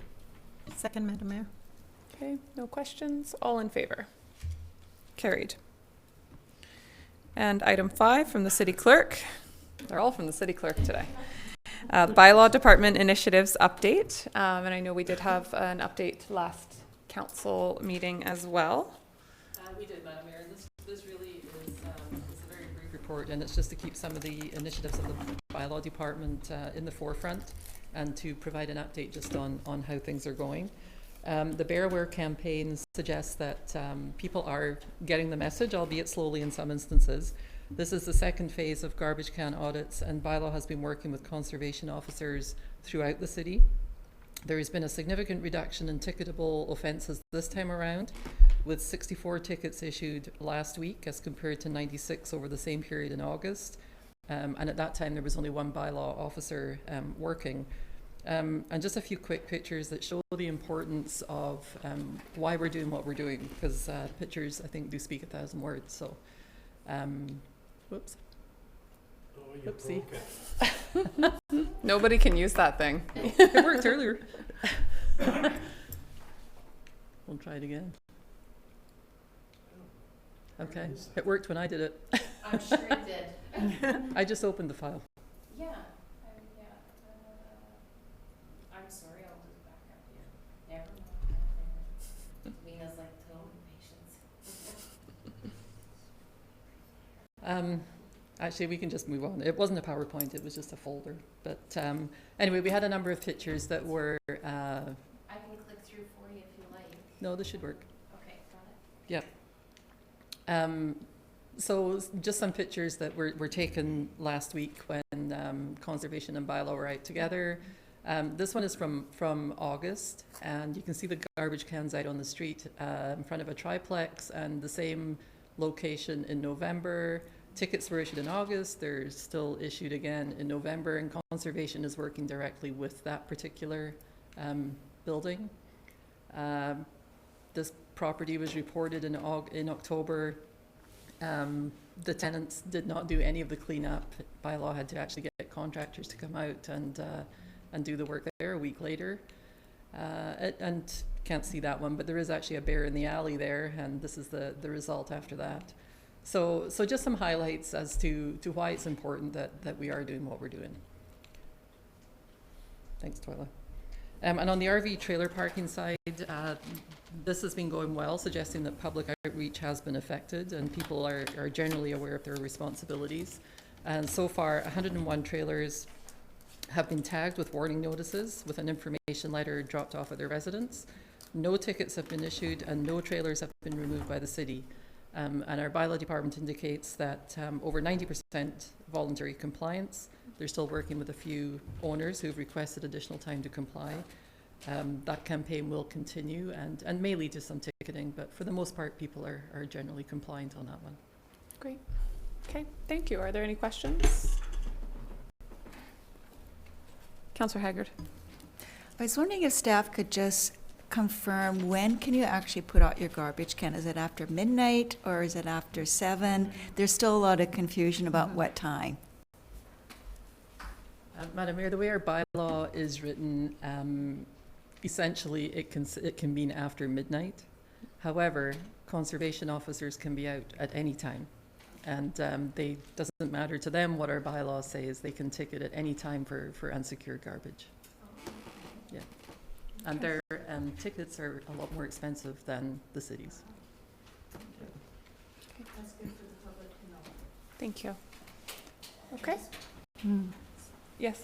And I just want to thank the bylaw department for giving out warning notices for the RV and trailer parking on streets instead of just automatically giving out fines. It's nice to see that they're trying to work with our public on this initiative. And that we're getting voluntary compliance as well. I think that's really the big win there, that people are recognizing that they might be doing something they didn't understand they weren't allowed to, and they're wanting to comply. So that's fantastic. Okay. Councillor Washington, would you move receipt of that report? Thank you, Madam Mayor. I move the report from the City Clerk dated November 7, 2019, providing an update regarding current bylaw departmental initiatives be received. Second, Madam Mayor. All in favor? Carried. And item 6 from the Deputy City Clerk, primary liquor license at the Alberni Valley Multiplex. Yes, Madam Mayor. This is essentially brought to council as a housekeeping measure in the summertime when it became apparent that the license was about to expire for the liquor license at the multiplex. We discovered that there's a number of former staff members, former directors that the Provincial Liquor Board has on their files. This is then essentially giving current staff, and we've assigned it to positions rather than name, the ability to communicate at the provincial level when we do have changes. The way it was set up right now, we just have our city clerk that was available to be able to deal directly with the branch. So in anticipated absences and things like that, we thought we would add the deputy city clerk as well as the recreation director. Okay.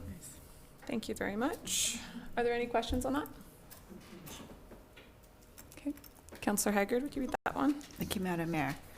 I move that the city clerk, the deputy city clerk, and the director of Parks, Recreation, and Heritage be appointed as the officers authorized to act on behalf of the city in respect of liquor primary license number 303118 at the Alberni Valley Multiplex, Catalyst Place, and that all previous appointments in respect of such license be and are hereby rescinded. Second, Madam Mayor. Any questions? The only question that I have is, and it's not completely related to this, but we've heard a lot of concern in the community about the beer and not being able to have Twin City Brewing there. And I'm just wondering if staff this is something that staff's working on, and if there's any updates at this point. She knew this question was coming. No, I didn't. But thank you, Madam Mayor. We are trying to set up a meeting with the liquor inspector. He has been away for some time. He is going to be back the week of the 25th. He had previously worked with our manager of recreation service and the Bulldogs. Things have changed and staff has changed, and we want to make sure that we are in compliance overall. There are some restrictions under our license in regards to liquor can only be purchased through a liquor distribution branch or directly from a manufacturer and recorded against our license. So those are the sorts of things we'll be discussing and how best we can move ahead. But we anticipate a meeting in the next couple of weeks. Okay. I think that's great. Good to know that it's being worked on and that staff is aware of it. Thank you. Okay. I think we moved and seconded that. All in favor? Carried. Moving on to item 7 from the Alberni Valley Full-Scale Food Innovation and Processing Hub, a verbal report from the Economic Development Manager, and then the agreement is attached. Thank you, Madam Mayor, Council. For a variety of reasons, the city, in the form of my office, saw an opportunity and undertook to pull various threads together to enter a competition for this food innovation and processing hub. And we were, as you already know, subsequently successful in securing $750,000 or $750,000 towards the hub. And we need council's approval to enter into the contract that you do see in the agenda. Now, the city clerk has some concerns about the language in the contract where it appears to require that the city will achieve certain deliverables. And we've worked with the Ministry of Agriculture to change as much of the language as we can in this draft to have it read, the city will ensure that the deliverables are achieved rather than that the city will itself. So what we're proposing to do, because the province has said to us that to achieve any more changes in the contract is going to require them to go back to their legal counsel, and it's going to delay the process for a period of time.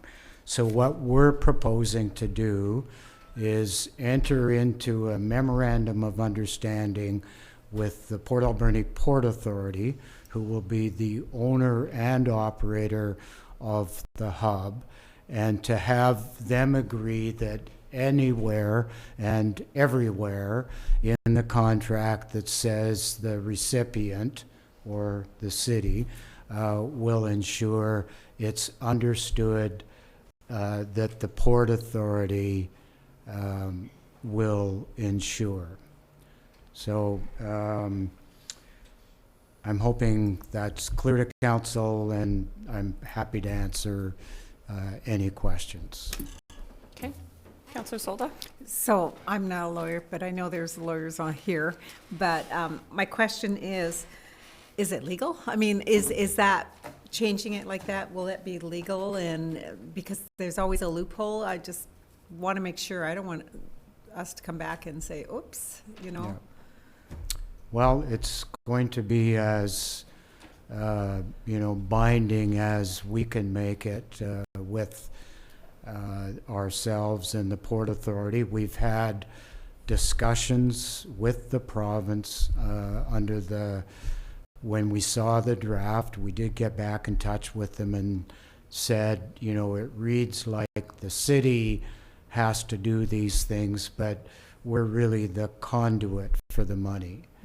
Do we actually show a lawyer this when we sign or something like that? Because, I mean, it's a lot of money here. CEO, maybe you could comment on the process. Madam Mayor, we have not taken a legal input on this particular document. Our concern at staff level was that, as Mr. Deacon says, that the language as written committed the city to be responsible for some undertakings. And so the clerk and I have suggested some language that would make us responsible for ensuring that things are done, but not for necessarily doing those. But we haven't taken a legal, haven't put a lawyer's eyes on this. Councillor Paulson. Just with regard to this, I have no fear that the partnership between the Port Authority and the city will ensure that the benchmarks are met. And when I read through this, the benchmarks are pretty standard. Like it's a reporting procedure. You have certain goals that you have to meet, reporting your financials, and you have to meet those in order to get, I gather, the rest of the funding in the spring. So anyway, I have no doubt that the memorandum of understanding will be what's needed here to make sure that both partners make sure that, because the money, the grant was issued to the city of Port Alberni, am I correct? Yep. Yeah. Well, so I can understand the word. It will be. Yeah, yeah. Anyway, I just want to say how excited I am about this project, period.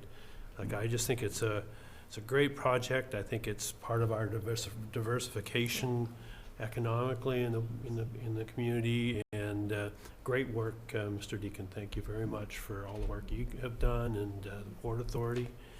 And I can hardly wait till we see machinery and cleanup and stuff going on around that building, and we have tenants in there, one of which might be my daughter. We'd be pleased to see her there. Sounds like a conflict potentially here. Yeah. Well, the city doesn't own it. How can clams? Yeah. How can clams be in?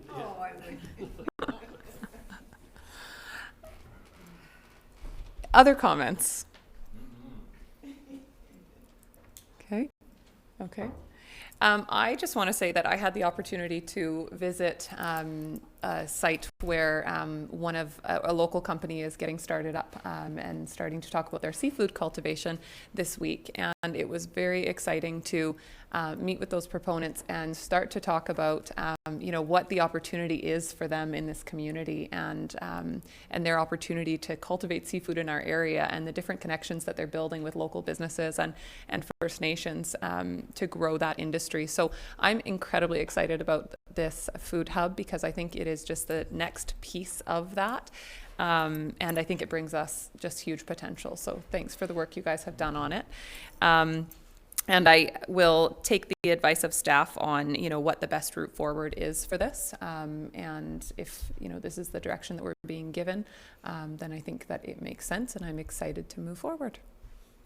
Any other comments? Nothing? Councillor Washington, would you like to read this motion? Thank you, Madam Mayor. I move that the council authorize the mayor and the city clerk to execute the government transfer shared cost agreement number SCA 20AG028 between Her Majesty the Queen in the right of the province of British Columbia, represented by the Minister of Agriculture, Innovation and Adoption Services Branch, and the City of Port Alberni as it relates to the Alberni Valley Full-Scale Food Innovation and Processing Hub. Second, Madam Mayor. Seeing no comments, all in favor?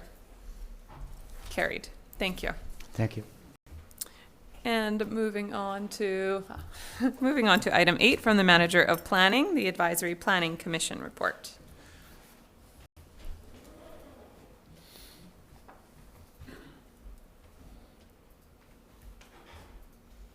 Thank you, Madam Mayor. We have received a request for a development variance permit for 4279 Ravenhill. The subject property is about 2.5 acres in size and is located at the south end of the city in a single-family neighborhood.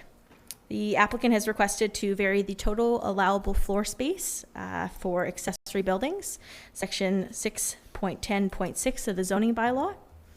They would like to construct 2 accessory buildings, a boat garage and a gym at a certain size that exceeds the allowable floor area by 140 square feet. The requested variance should not result in a significant increase to the overall footprint of the development. The large size of the property and the semi-rural setting mitigates potential building crowding and minimizes visual impacts to the neighborhood. So both the Planning Department and the Advisory Planning Commission support issuing the development variance permit subject to public notification and input. Thank you. Are there questions or comments on this one? Okay, seems straightforward. Councillor Haggard, would you like to read those motions?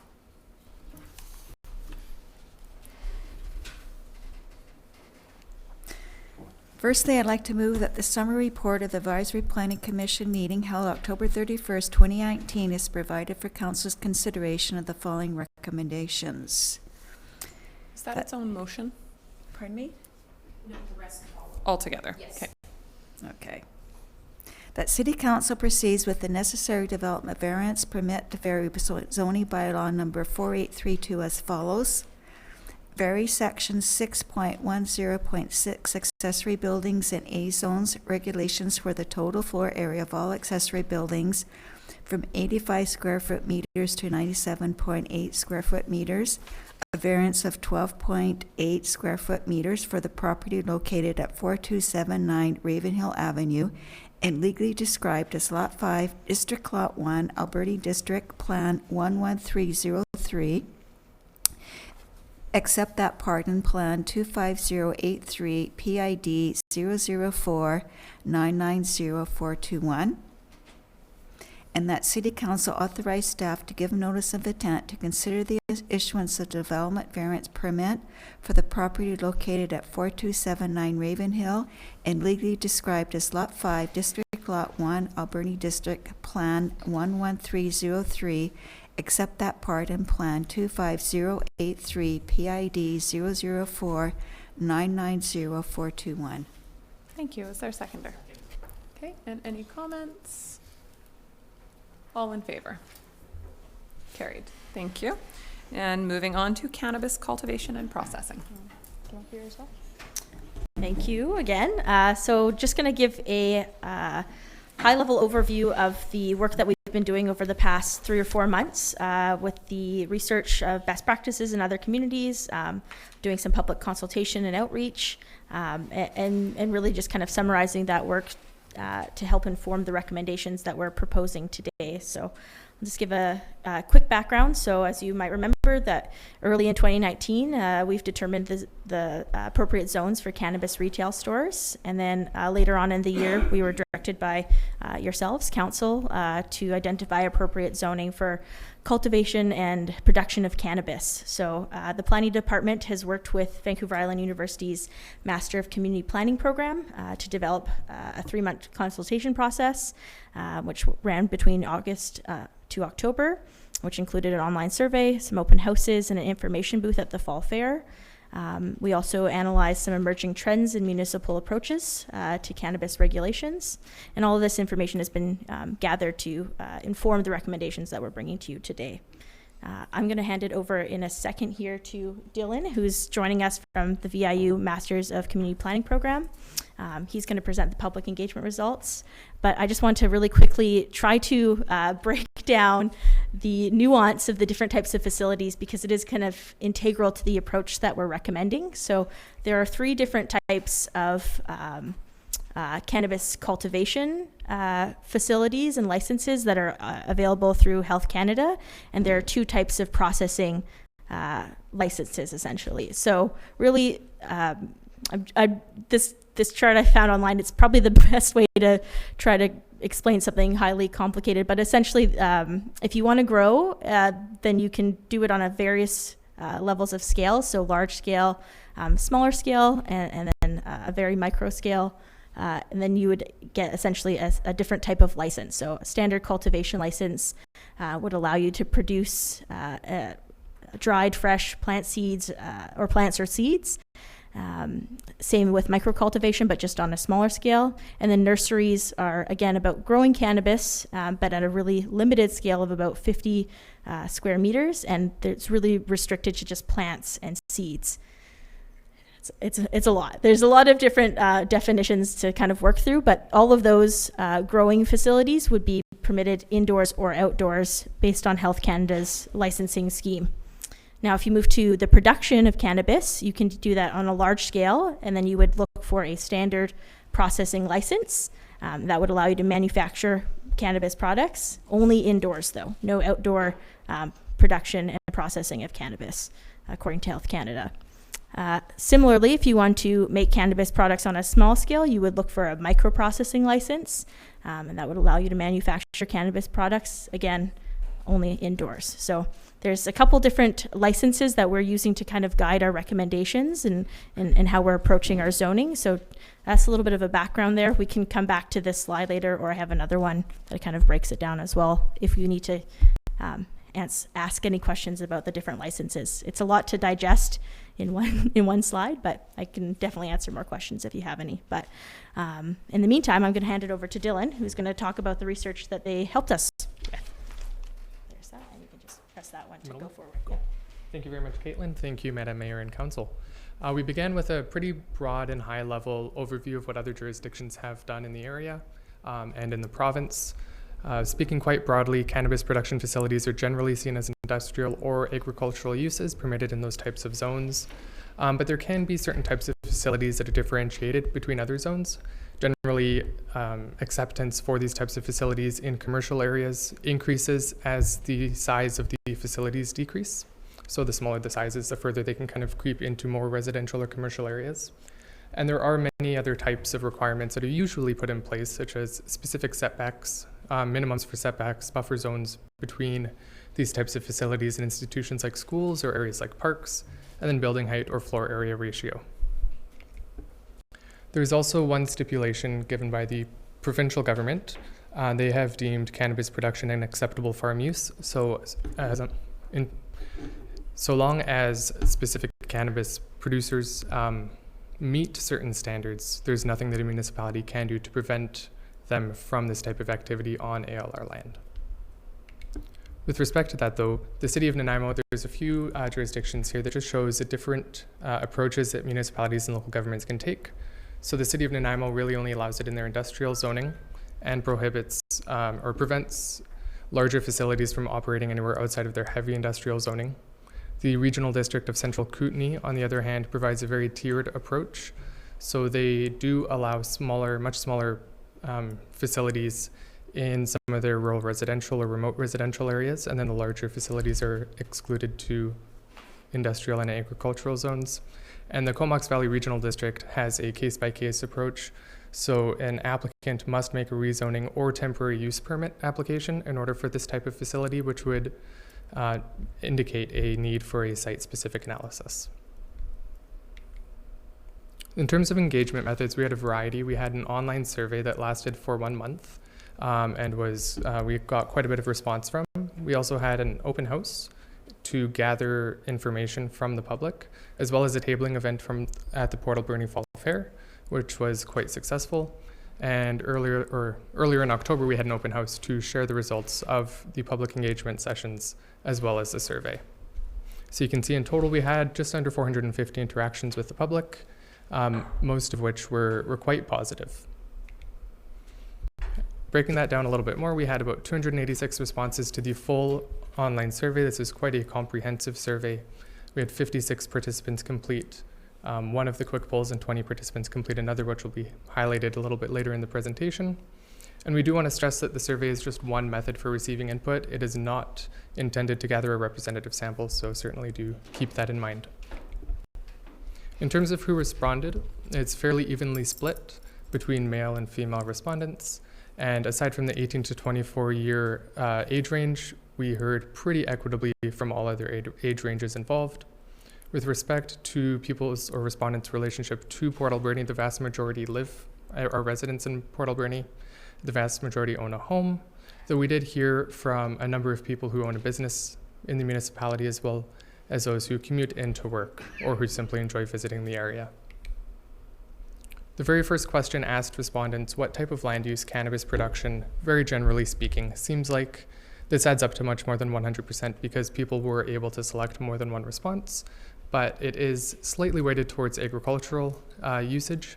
There were a high amount of support for industrial and a bit of a surprising amount of support for commercial areas, though a significant proportion of people did say that it does depend and should depend on the size of the facility as well as what exactly they are doing within that facility.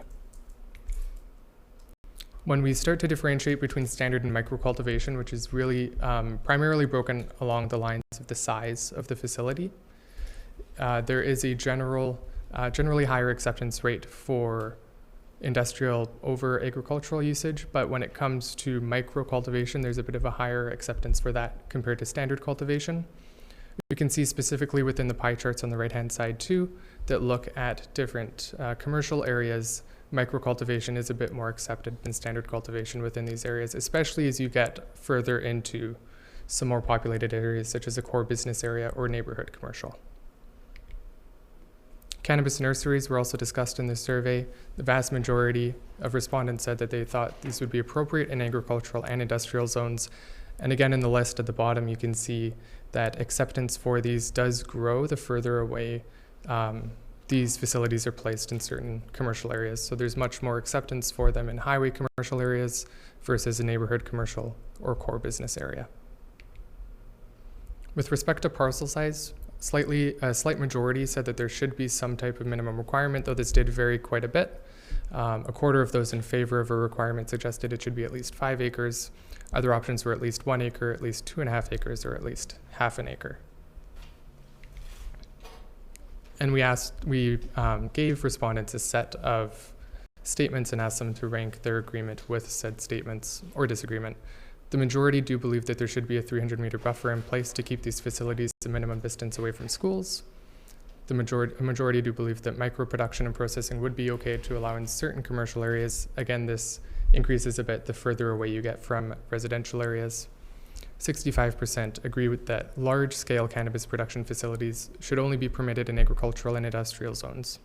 And 60% believe that the city should develop strict setbacks from adjacent properties in order to mitigate potential nuisance concerns such as noise or odor.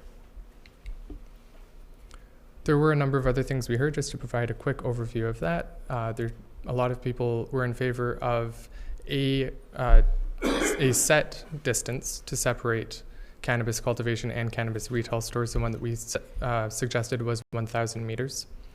Many respondents, 68%, thought that needing to obtain a development permit would be a very good idea. Just over half thought that cultivation that occurs outdoors should only be permitted in an agricultural zone. These types of outdoor facilities can result in slightly higher rates of nuisance complaints, so keeping them in agricultural areas is one way to mitigate that. And a plurality of respondents did not think that microcultivation or cannabis nurseries should be allowed as an accessory use in residential areas. We had quite a few open-ended responses as well. We wanted to give respondents an area to simply provide their thoughts in ways that they felt maybe they weren't able to otherwise throughout the survey. And you can see here, there are issues of land use, there are issues of smell particularly, and of water is a big one in terms of how much these facilities will need in order to operate. So keeping that in mind is certainly an important consideration. These were the two very quick mini polls that we had available. We think that the people who did this, certainly at least to the first question, and said no, they don't think cannabis production and processing facilities should be allowed within the city of Port Alberni, did not then go on to complete the full survey, because there isn't really a place within that survey to acknowledge this type of response. And a vast majority of respondents did not feel like they were very likely to pursue this type of activity, but a majority still were quite open to it once they took that survey. In terms of the in-person engagements, we spoke to about 70 people total, and we had a bit of a mix of response to the zoning. There were a lot of concerns around odor, noise, air quality, and property value, though people did recognize the significant possibility for benefits to the community and the municipality, specifically in terms of economic development and tax revenue potential, as well as employment prospects. Many people wanted to learn more. They came with questions, and they often phrased their concerns through questions, which expressed a desire to learn rather than outright opposition from the outset, which is certainly good to see. There were a small number of individuals who were entirely opposed simply to the legalization of cannabis, and were thus opposed to anything related to cannabis happening within the municipality. These are people who I think would be hard to please with this type of thing, but you do your best to make sure that they feel their voices are heard. And some expressed opposition to facilities within the regional district, but didn't really talk about it within the confines of the municipality. So our first open house was hosted at the Echo Center. Shortly after that, about a week after that, we were at the Fall Fair, and then just earlier in October, we hosted our last open house here at City Hall. With that, I will turn it back over to Caitlin to talk a little bit about the recommendations specifically. Thanks, Dawn. So in the agenda package, you can see the breakdown of the recommendations there, but I thought just to kind of make it a bit more clear, I would put it into a chart in the presentation here. So in terms of agricultural zones, we're recommending that there would only be outdoor small scale facilities, so outdoor microcultivation or outdoor nurseries, which fit a kind of agricultural farm feel. In terms of industrial zones, so M1, M2, and M3 zones, we're recommending that any type of facility except large-scale outdoor facilities, and I'll talk about that in a second. So that would include indoor standard cultivation and processing, indoor and outdoor microcultivation and processing, and indoor and outdoor nurseries.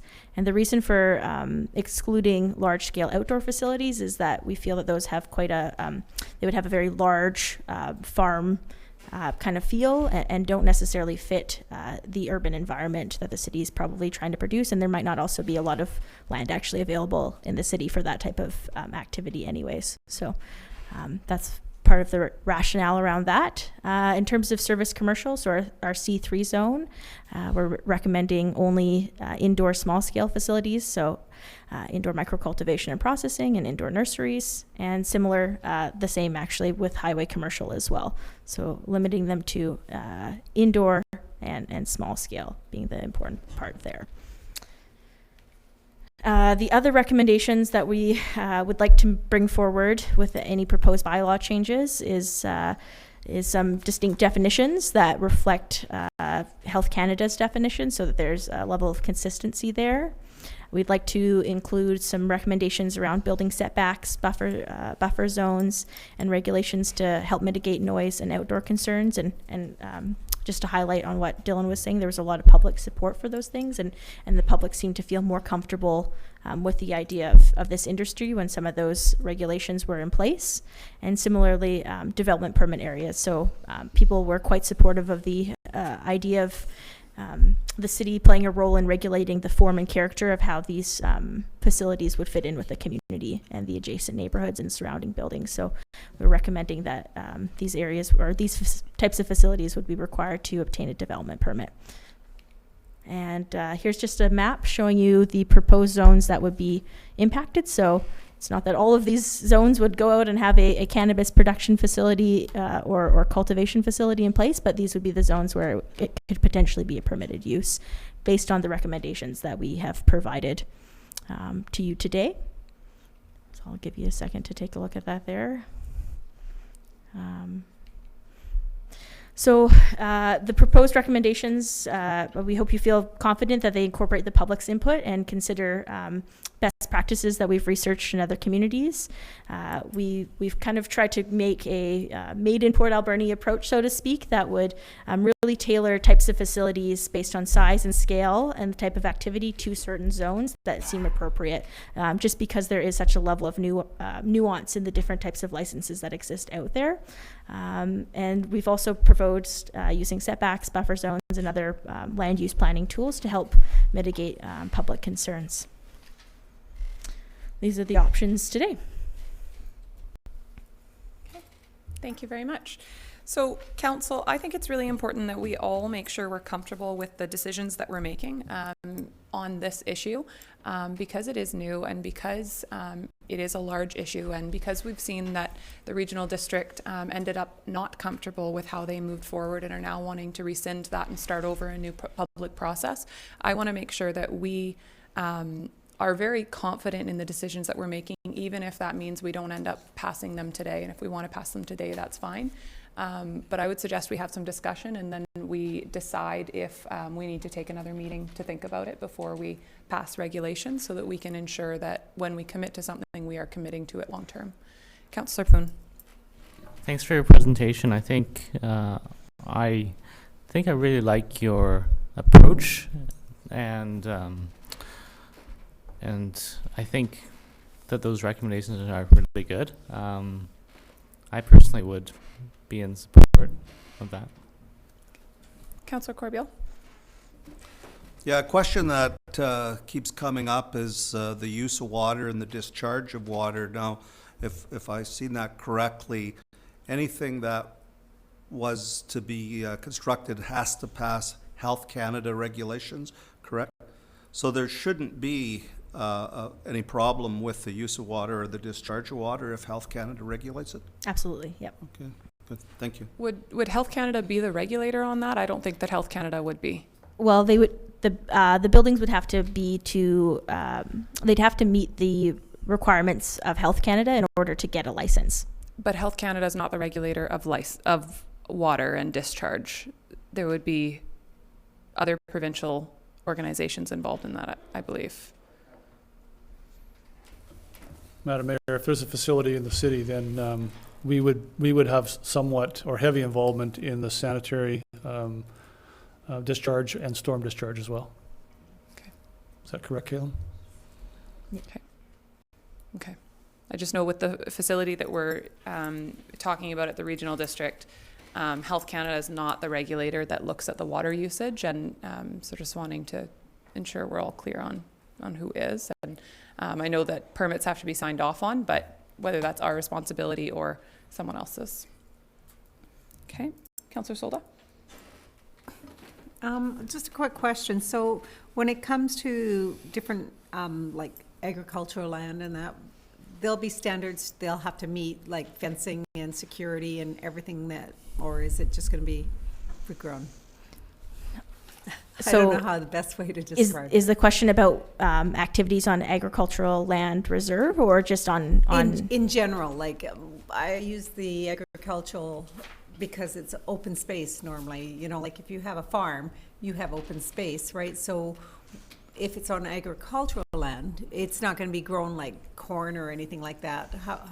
Because I don't understand it. So yeah, it's complicated, because if it's on agricultural, if it's an activity that's permitted within the agricultural land reserve, we don't have any say over it. So that's under the provincial jurisdiction. If it's A1 zoned, as we've recommended, certain facilities being included in A1 zones, then they would be compliant with development permit regulations that we would be bringing back for you to approve. Okay, so there's another step coming Exactly. to us. Okay, Yeah. I feel better. Okay, good enough, thank you. Thank you. Councillor Paulson? Sure. I'm just going to everyone. Yeah, thanks. You know, I'm in favor of the zoning for light industry, medium industry, heavy industry, service commercial, and highway commercial indoor. And I guess I'm a little bit towards the indoor type of thing, because I've actually had a tour of a facility and quite impressed with the federal regulation and the regulation that applies to the indoor.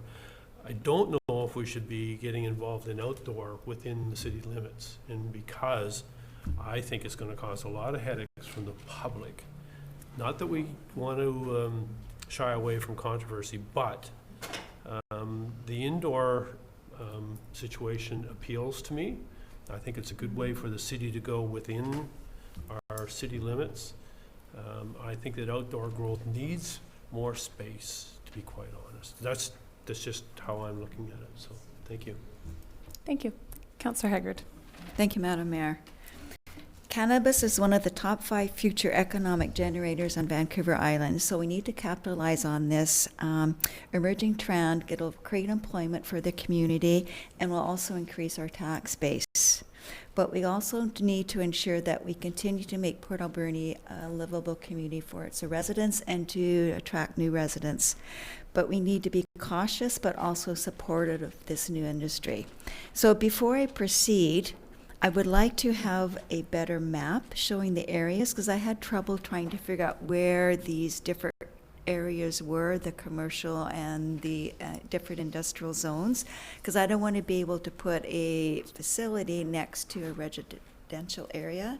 So if I could maybe get a better map, maybe for next time, would that would be very helpful to me. It's probably hard because you can't zoom in on a paper map that's in the report, right? So if it would be if it would be helpful, I could send a map to council and a PDF version of it. That would be so helpful to me. Thank you so much. I think inevitably there's a large amount of residential land in the city, so it's going to be hard to say not next to any residential. Like I think that would be nearly impossible, but I'll let you make that analysis on your own.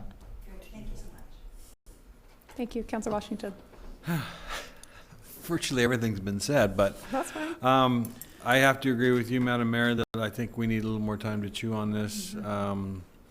Councillor Paulson about the indoor thing, I really like that, and Councillor Haggard's comments spark a lot of things. So I think we have to sit on it for a meeting and just come back with a comfortable, so that we don't end up being like our friends over at the regional district.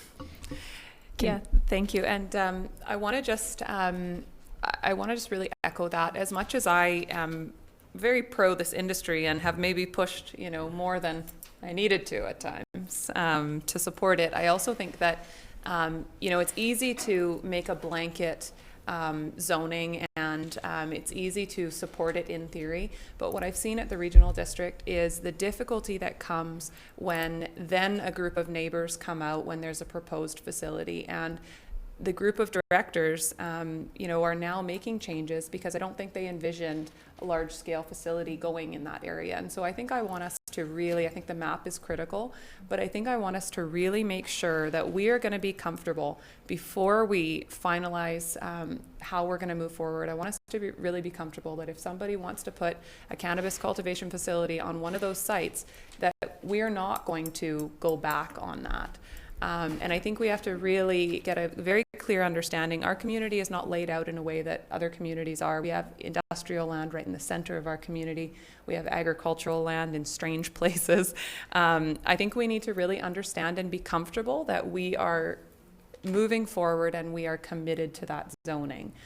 Because it's very easy to agree to it now. It's much more difficult to stand firm to it when we have people upset and feeling like their properties are impacted. So I'm very supportive of the recommendations as they stand, with the exception of outdoor, and I'm glad to hear that that was a concern of others as well. I think my concern at this point is indoor cannabis cultivation seems to me to be the preferred method in terms of what I've heard. In terms of water usage is significantly less, the odor is significantly less. So I wonder why we would allow any outdoor grow facilities at this point. And maybe that's maybe the process there is that we start with indoor, we see how it goes, and a year from now we reconsider if we want to go to outdoor, so that we have a bit more control. With the regional district, they have a lot of land that's in the agricultural land reserve. They have no control over whether they're going to allow outdoor or not because it's in the ALR. We don't really have that same issue. for the types of ALR properties that we have. I can only think of one. Maybe there's two.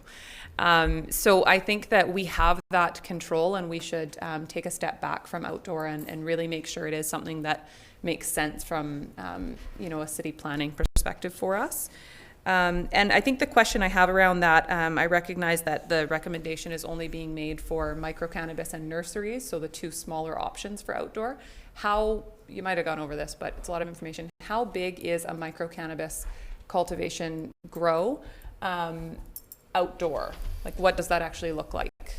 Yeah, so micro cultivation is limited to, I believe it's 200 square meters in size in terms of plant surface area. So it can't be any more than 200 square meters of plant surface. What is 200 square meters in terms of a house size? The lines between the blue lines and the hockey arena. Oh, thank you. Okay. That's wonderful. Thank you. That's a very I think descriptive. it's really important to have, for us to really be able to visualize that. So would we want that, on our waterfront? Because that, we have industrial land on our waterfront. So, so I'm hearing that council is okay with bringing this back at our next meeting. And we can bring it back as is. Can I clarify one Sure. thing really quickly? So the idea today was that we would bring forward a very high level approach, and that based on the feedback we heard today, so maybe no outdoor is what I'm hearing at all. So take those out. We would refine this and actually bring bylaws. And so there'd be a continuation of the process, basically. I would prefer that we just discuss this again. Yep. We might go out and talk to the public and hear compelling reasons why we want to consider outdoor cannabis. I think that often, and what we had used our committee of the whole meetings for in the past, is that often we will hear from people after we make a decision. And I think this is a great example of, there's been a public engagement process going on. We've heard from 430 people. There's a lot of people in the community we haven't heard from, and I think another 2 weeks to decide on how we're moving forward is reasonable. I just wanted to be clear that For sure. these weren't the set in stone recommendations. absolutely. Yeah, it was just meant to, for the purpose of the summary and starting a discussion. So. I know we have a person back here really wanting to say something, so I'm going to ask council if council would be comfortable with allowing one very short. I'm seeing nodding. Come on forward. I know. Aaron Breivik, 2840 Highmore. Thank you. Super appreciate the presentation. Everything looks pretty good. I just want to emphasize the not overextending our abilities as council and staff to reach in and mitigate things that have already been done by Health Canada, such as the setbacks. I guarantee you no one is putting wacky inflatable tube men on the exhaust, and nobody's going to put a harmonica in there. Noise things and stuff like where they request certain setbacks are often done by individuals not familiar with Health Canada's process. Also, like the building development plan, just so it doesn't look all funky, there's a lot of stuff like that that's already in Health Canada's plan, but you will not find on any of the paperwork accessible to you guys unless you're involved in the day-to-day working with Health Canada, such as fences. When I first came to you and applied, a fence was a mandatory requirement. Now there's a lot of municipalities that are saying, hey, this doesn't fit what we need, and they're giving us options. If you have 360 coverage with cameras, you don't need to build a large obstructive fence, which might be detrimental to the surrounding area. I just wanted to make sure that you guys are aware there's a lot of stuff that you can't find in a presentation, and I'm willing to take my coat off as a business owner and assist with any questions, comments, or concerns. I've also offered my services to the regional district, who can't accept me because I'm involved in the business. But I don't want to see us get into an area where, for instance, nurseries say that seeds, clones, and all the rest of it, but not to produce dried flower, which is directly where seeds come from. Just so you guys know, nurseries will produce dried flower. Not everyone will do a tissue culture, but the smell, which is the concern is the smell, is mitigated by Health Canada. So if there's anything I can do, let me know, but please understand, I am $2,300 a month. I am 12 months into a 6-month rezoning process and still awaiting my site-specific rezoning on my building before I can commence construction, because the temporary use permit that was issued to me was attached to my name, and I can't do anything about it. If I sell the business, then they have to reapply for the zoning. So I'm basically in limbo for over a year now. Just need a rubber stamp. So if there's anything we can do, let me know, but Thank please you. don't give us huge setbacks that are already mitigated. Thank you. Thanks. Okay. Do we need a motion to defer this to our next council meeting? Or can we just bring it back as is? Sorry, we've heard council's direction, so we'll bring it back for the next meeting. Wonderful. We have some larger maps as well. That would be great. Thank you so much. Okay. Yes.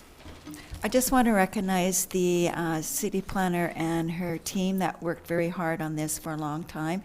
And we really appreciate all the work you've done and the information you've brought back to us. Thank you. Thank you. That's great. Okay. Okay, moving on to item 9 from the CAO, Childcare Space Creation Program. Madam Mayor, no setbacks for childcare. Madam Mayor, at your October 28th meeting, you received a letter from MLA Scott Fraser identifying a grant opportunity, Childcare Space Creation Program, and encouraging the city to apply. Council asked that staff look into that and come back with more information, so we've done that. And as you're aware, Madam Mayor, the grant opportunity involves up to $4 million, 100% funding, for local government to create space for childcare programs, and not to run the childcare, but to create the space. And although it wasn't in our work plan, it's a very attractive offer, and it does align well with a number of the goals set out in the strategic plan. So I would suggest that it is something we should consider. There is the first intake for a $1 million portion of the $4 million. Could we maybe just close that back door? Thank you. So there's $4 million in total available. There's a $1 million intake, grant intake, and followed by a $3 million grant intake. And the $1 million opportunity, the deadline is November 22nd, and we are nowhere near positioned to make that deadline. So I've been working with a potential grant writer, contractor, and who has been in touch with the funders on our behalf. And the recommendation is that we allow this deadline opportunity to pass. We develop basically a plan, because we don't have a plan or a project proposal. So we develop that, and then we make application for up to a $3 million grant. That intake is open-ended, so when we're ready, we can make application. And if we need more than $3 million, up to $4 million, we can make application next year when the $1 million is likely to be open again. So it looks like we're well positioned to make an application and hopefully be successful. We've got a lot of work to do in the meantime, developing the project and a number of the documents, artist renderings, for example, that kind of thing. So my recommendation is that staff begin to work on it. I'm mindful that we don't want to be diverting our staff time, our limited staff time, from other projects to this project. So if council likes, I'll continue to run this off the corner of my desk, working with contractors, and hopefully we'll get to a point where we're able to make a grant application, and if we're successful at that point, we'll decide how we staff that project. Great. Other questions from council? Councillor Solda. I have no problem with the CAO working off on the side of the desk, but I do have a question. So when's the second intake that we would be looking at again? The second intake on the $3 million grant is open-ended, so there's no hard deadline on that. So what is your deadline? I haven't imposed one, but it'll depend on how soon I That's can engage an architect and do the work we need to do. Okay, so not a year from now, it'll be...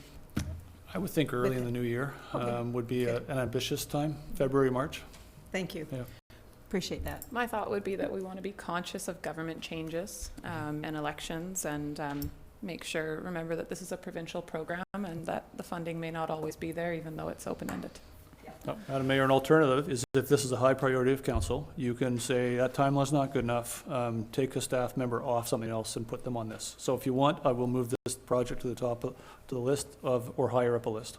I think we should start by just starting to work on the project and bringing back a timeline. Okay. Okay. Other comments or questions? Okay. I'll move that the report be received. Second. All in favor? Carried. And on to bylaws. Number 1 from the city clerk, lane closure bylaw. Lane closure adjacent to 3508 3514 4th Avenue and removal of dedication of bylaw number 4999. And this is just a final reading. Councillor Paulson, would you like to read that one? Sure. I'd like to move that the lane closure adjacent to 3508 3514 4th Avenue and removal of dedication bylaw number 4999 be now finally adopted, signed by the mayor and clerk, sealed with a corporate seal, and numbered 4999. Second. Okay, all in favor? Carried. And correspondence for action. Item 1, a letter dated October 14th, 2019 from the Holy Family Notre Dame Roman Catholic Parish requesting permission to hold their annual Walk for Peace Day on January 1st, 2020. Councillor Haggard, would you like to read that one?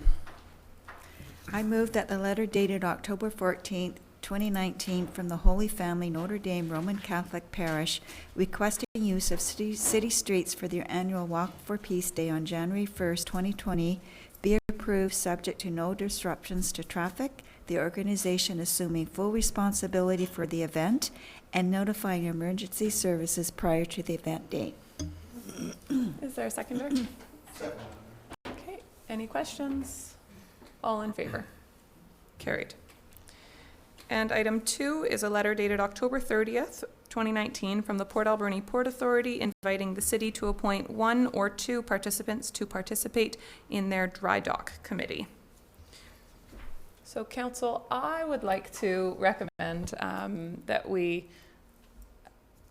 send our Ron team, that's both Rons, to take part in this committee. I know that these two have somewhat prior connections and have both reached out to express interest. The original thought on my part was that we could wait to appoint this until our annual meeting, which is coming up in December, and we look at all of the appointments that are being made, but they want to start this committee sooner. So I think when we do those appointments, we'll just take this into consideration. Councillor Poon? Okay, that's great.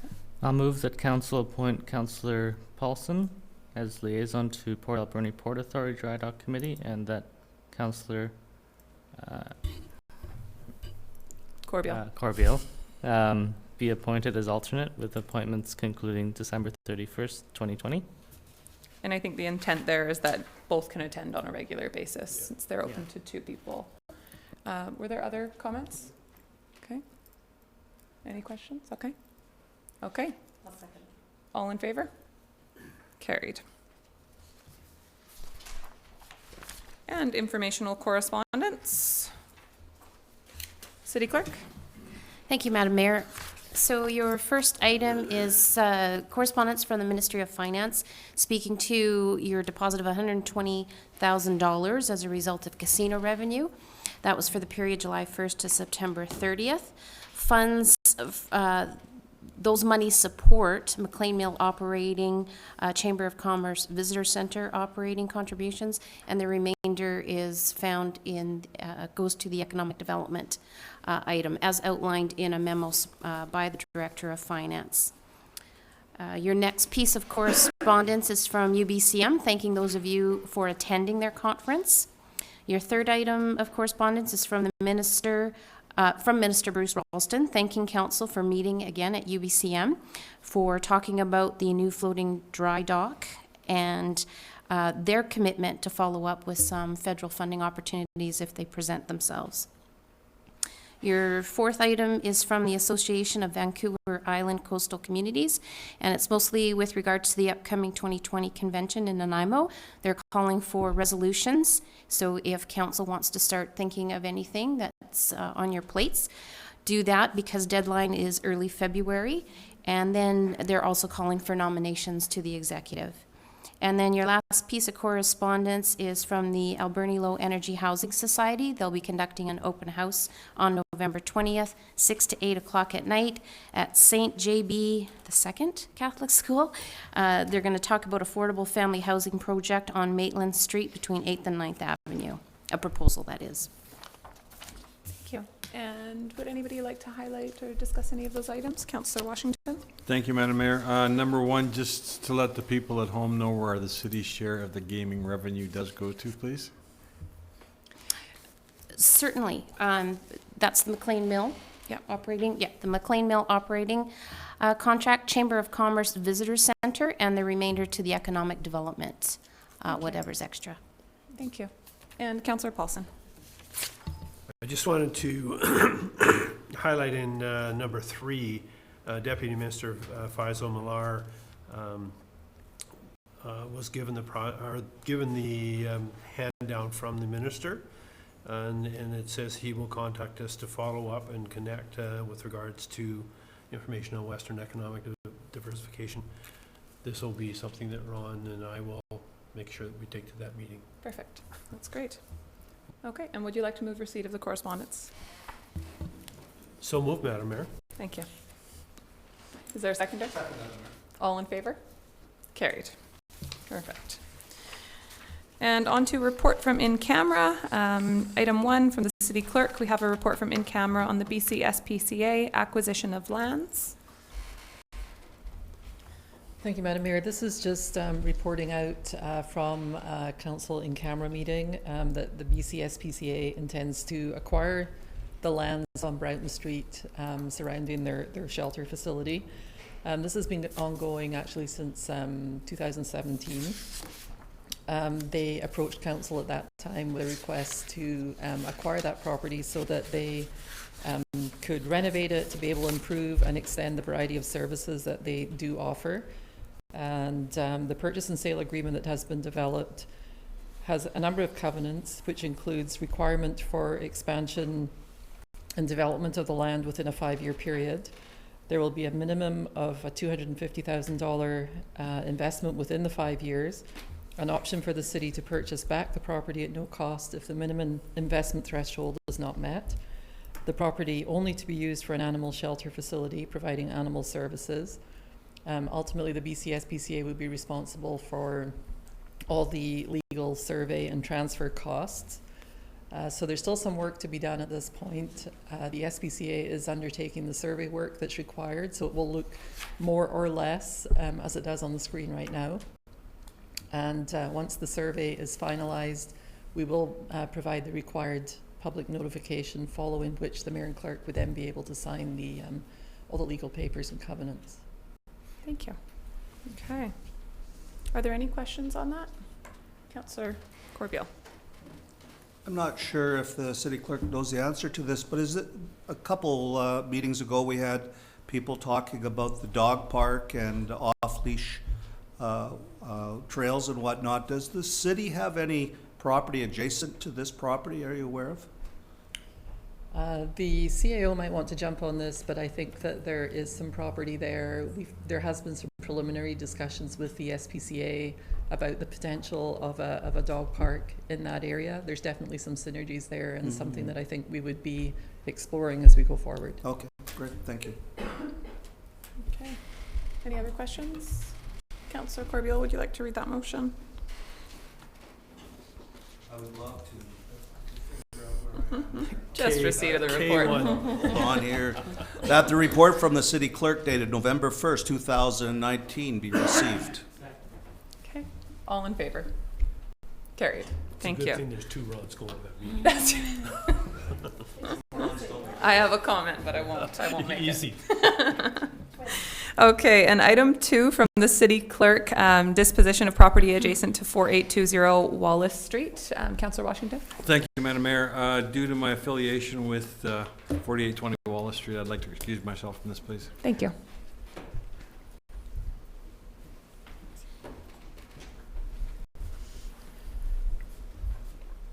Great, city clerk. Thank you, Madam Mayor. So again, this is reporting out from an in-camera meeting. Council received a request from 0411894 BC Limited. This is Aggressive Trucking, who currently occupy the former hydro lands on Wallace Street, located at 4820 Wallace. They're actually in the process of purchasing that property right now. They're not the former, or not the formal owner of the property at this time. The property that they are purchasing is shown on the screen right now. It's a closed-up portion of 5th Avenue. They've offered $35,000 for the property. It's considered to be too small to be developed on its own, and therefore the highest and best use for the property is for it to be acquired and merged with the neighbouring property. The purchase will be subject to a blanket stat right-of-way from BC Hydro, and there is also a very small easement on the south end in favour of TELUS that will transfer to the new owner. Again, the purchaser will be responsible for all the transfer costs, and once they formally own the hydro property at 4820 Wallace Street, this portion of 5th Avenue would be consolidated with the property as well. And I believe their intent is to clean the property up, fence it, and just make it a bit more secure. Okay, thank you very much. Are there any questions or comments? Seeing none. Councillor Haggard, would you like to read that motion?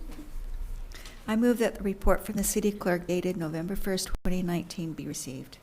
Second. All in favor? Carried. Thank you. Somebody like to get Councillor Washington?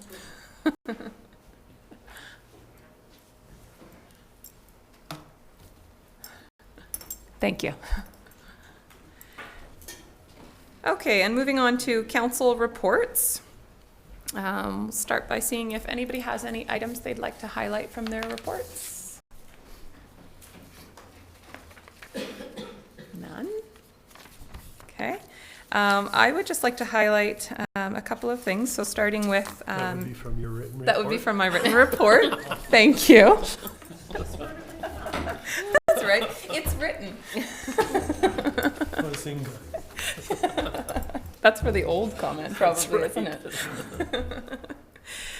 Yes, from my written report. I myself and a few other councillors attended the North Island College strategic planning session. And I'm sure the other councillors would agree with me. It was a really valuable day to really get a better understanding of what their intentions are long-term for our Port Alberni campus.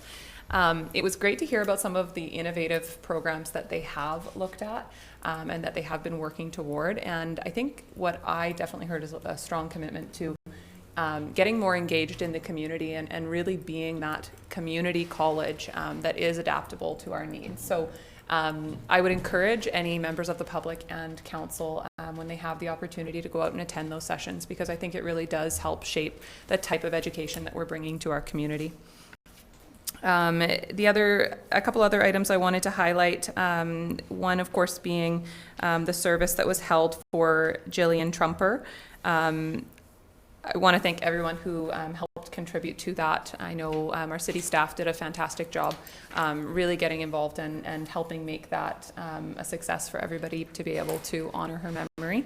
And it was a full house, so nice to see the community coming out. And lastly, the Remembrance Day ceremony yesterday. Thank you to all of the volunteers who helped put that on, and the Legion and everyone else.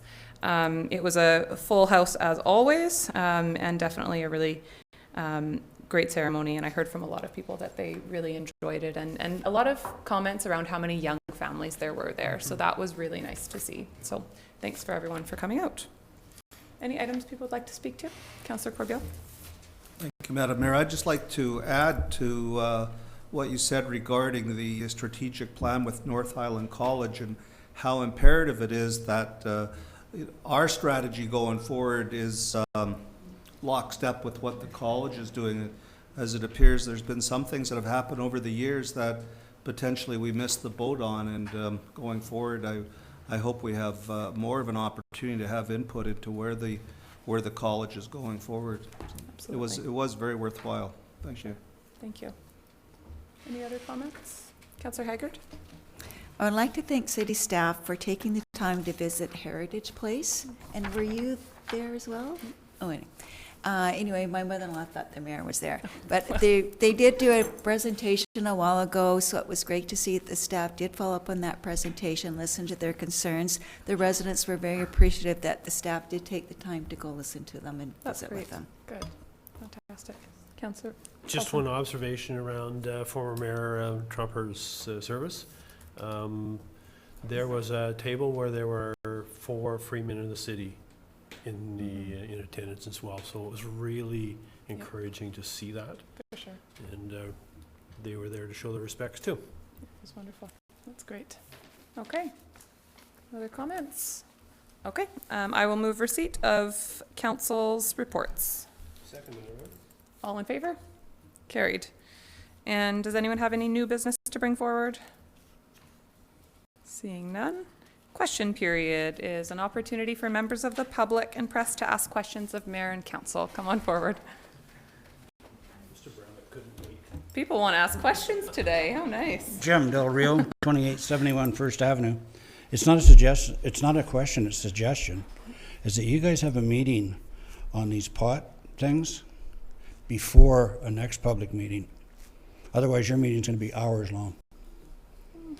It will be. I mean, and the other thing is, and I know a lot of people on there, it's a lot to do with the smell. Well, all of us here, we can all grow 4 plants in our yard. And that's a lot of plants if you just count how many people are here. So the smell shouldn't be that big of an issue because you're going to have it anyhow. I have it at my place. My neighbor likes to grow pot. It smells like pot. You know what I mean? It's not a big issue. I don't get sick from it or nothing, but I just thought, you know, like, because that is a new industry coming up, and we should jump on it as fast as we can and get it done. But I'm just, for your own sakes, is maybe have a special meeting and try and hash out some of this stuff before you bring it to the public. So you kind of got to, that's all.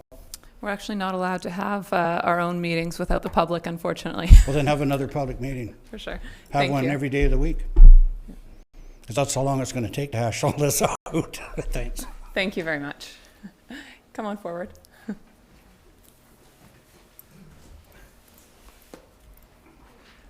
Hi. This is it. Hello, Madam Mayor and City Council. We don't really have a question. We'd actually like to invite you all to the Language Poll fundraiser gala that's happening next Friday at the Italian Hall from 6 to 9. So we have some flyers there for you. So we're hosting a fundraiser gala next Friday, as I said, at the Italian Hall, to help raise funds for the language revitalization pool that the First Nations Education Foundation commissioned over the year. And so they've actually run short of funds. And so what we wanted to do was help out to raise those funds to actually raise the pool. And there's good news that it's staying in Port Alberni. So we're super excited for the event. Thank you, and thank you for you guys for your work on this. I know that council is aware, and we'd already kind of had a conversation that we're hoping to be able to send a few of us. So we definitely want to be there to support it, and are looking forward to seeing what happens, and very excited to hear that there's a possibility of it staying in Port Alberni. Thank you. So thank you. Thank you. Thank you. Okay, come on forward. Oh, sorry.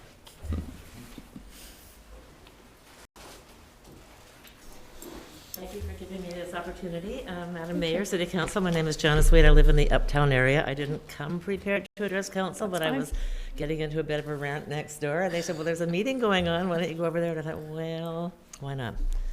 So I want to address the city bylaw around the garbage collection. Sure. As you know, there's a big brouhaha going on about this all over the internet. And I think the way you've got it set up is really unfair to elderly people who might have disabilities like myself. But I don't want to be here just to have a chance to address you all just on my own account. I just want to say it is unfair, and I'm really getting angry about the way that the average citizen in every community on the island is being blamed for bears coming into town. It is not our fault. It is the fault of the international, multinational corporations raping and pillaging our forests and destroying the bears' habitats, driving them into town. And the fact that our whole forest around Vancouver Island, I love to drive out in the woods, and it's horrible, the clear cuts out there right down to the road. And I know that these multinational corporations want to absolve themselves of any responsibility for the mess they're leaving behind, for what they're doing to our culture, our ability to enjoy our own Canadian backcountry. But I don't want the citizens to be blamed for bears or any other animals coming into town. They never did decades ago when the forests were being managed responsibly and when there was a buffer around town. Have I gone out of my time already? Not yet. Okay, so that's the first thing that really makes me angry, and I don't know if that's the main thing making everybody else angry.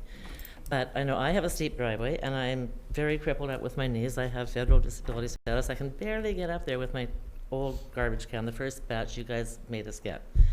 And I phoned City Works about the new ones, and there's no way I'd be able to get that up my hill. So I put off getting one, so I know I can't get it up that hill. So they told me two things. One, that they would have somebody come and pick my garbage up every week and take it up the hill, and I thought that was a real misuse of the valuable time of city workers when I could just keep the can I've got and get it up there myself, because you have to take all the hardware off and open it before the garbage is picked up anyway, so what's really the difference?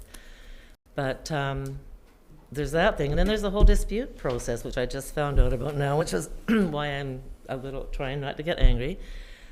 As an elder person who's been retired for over 10 years, like, the money is gone. I'm just walking a fine line here. $100 is a huge amount of money to me. And then to find out, even if I dispute it, I basically still have to pay it because I've gone by this 14-day time frame. And it's up to a 6-month dispute resolution process.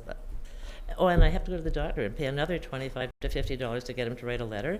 I can't just bring in my income tax paperwork showing I have disability tax credit status. So that's another issue I'd like to bring up. You try to make it fairer to the population, not just push through this new aggressive bylaw enforcement plan that's, you guys have, you're all pretty well off. $100 isn't a lot of money to you. For me, that's Christmas.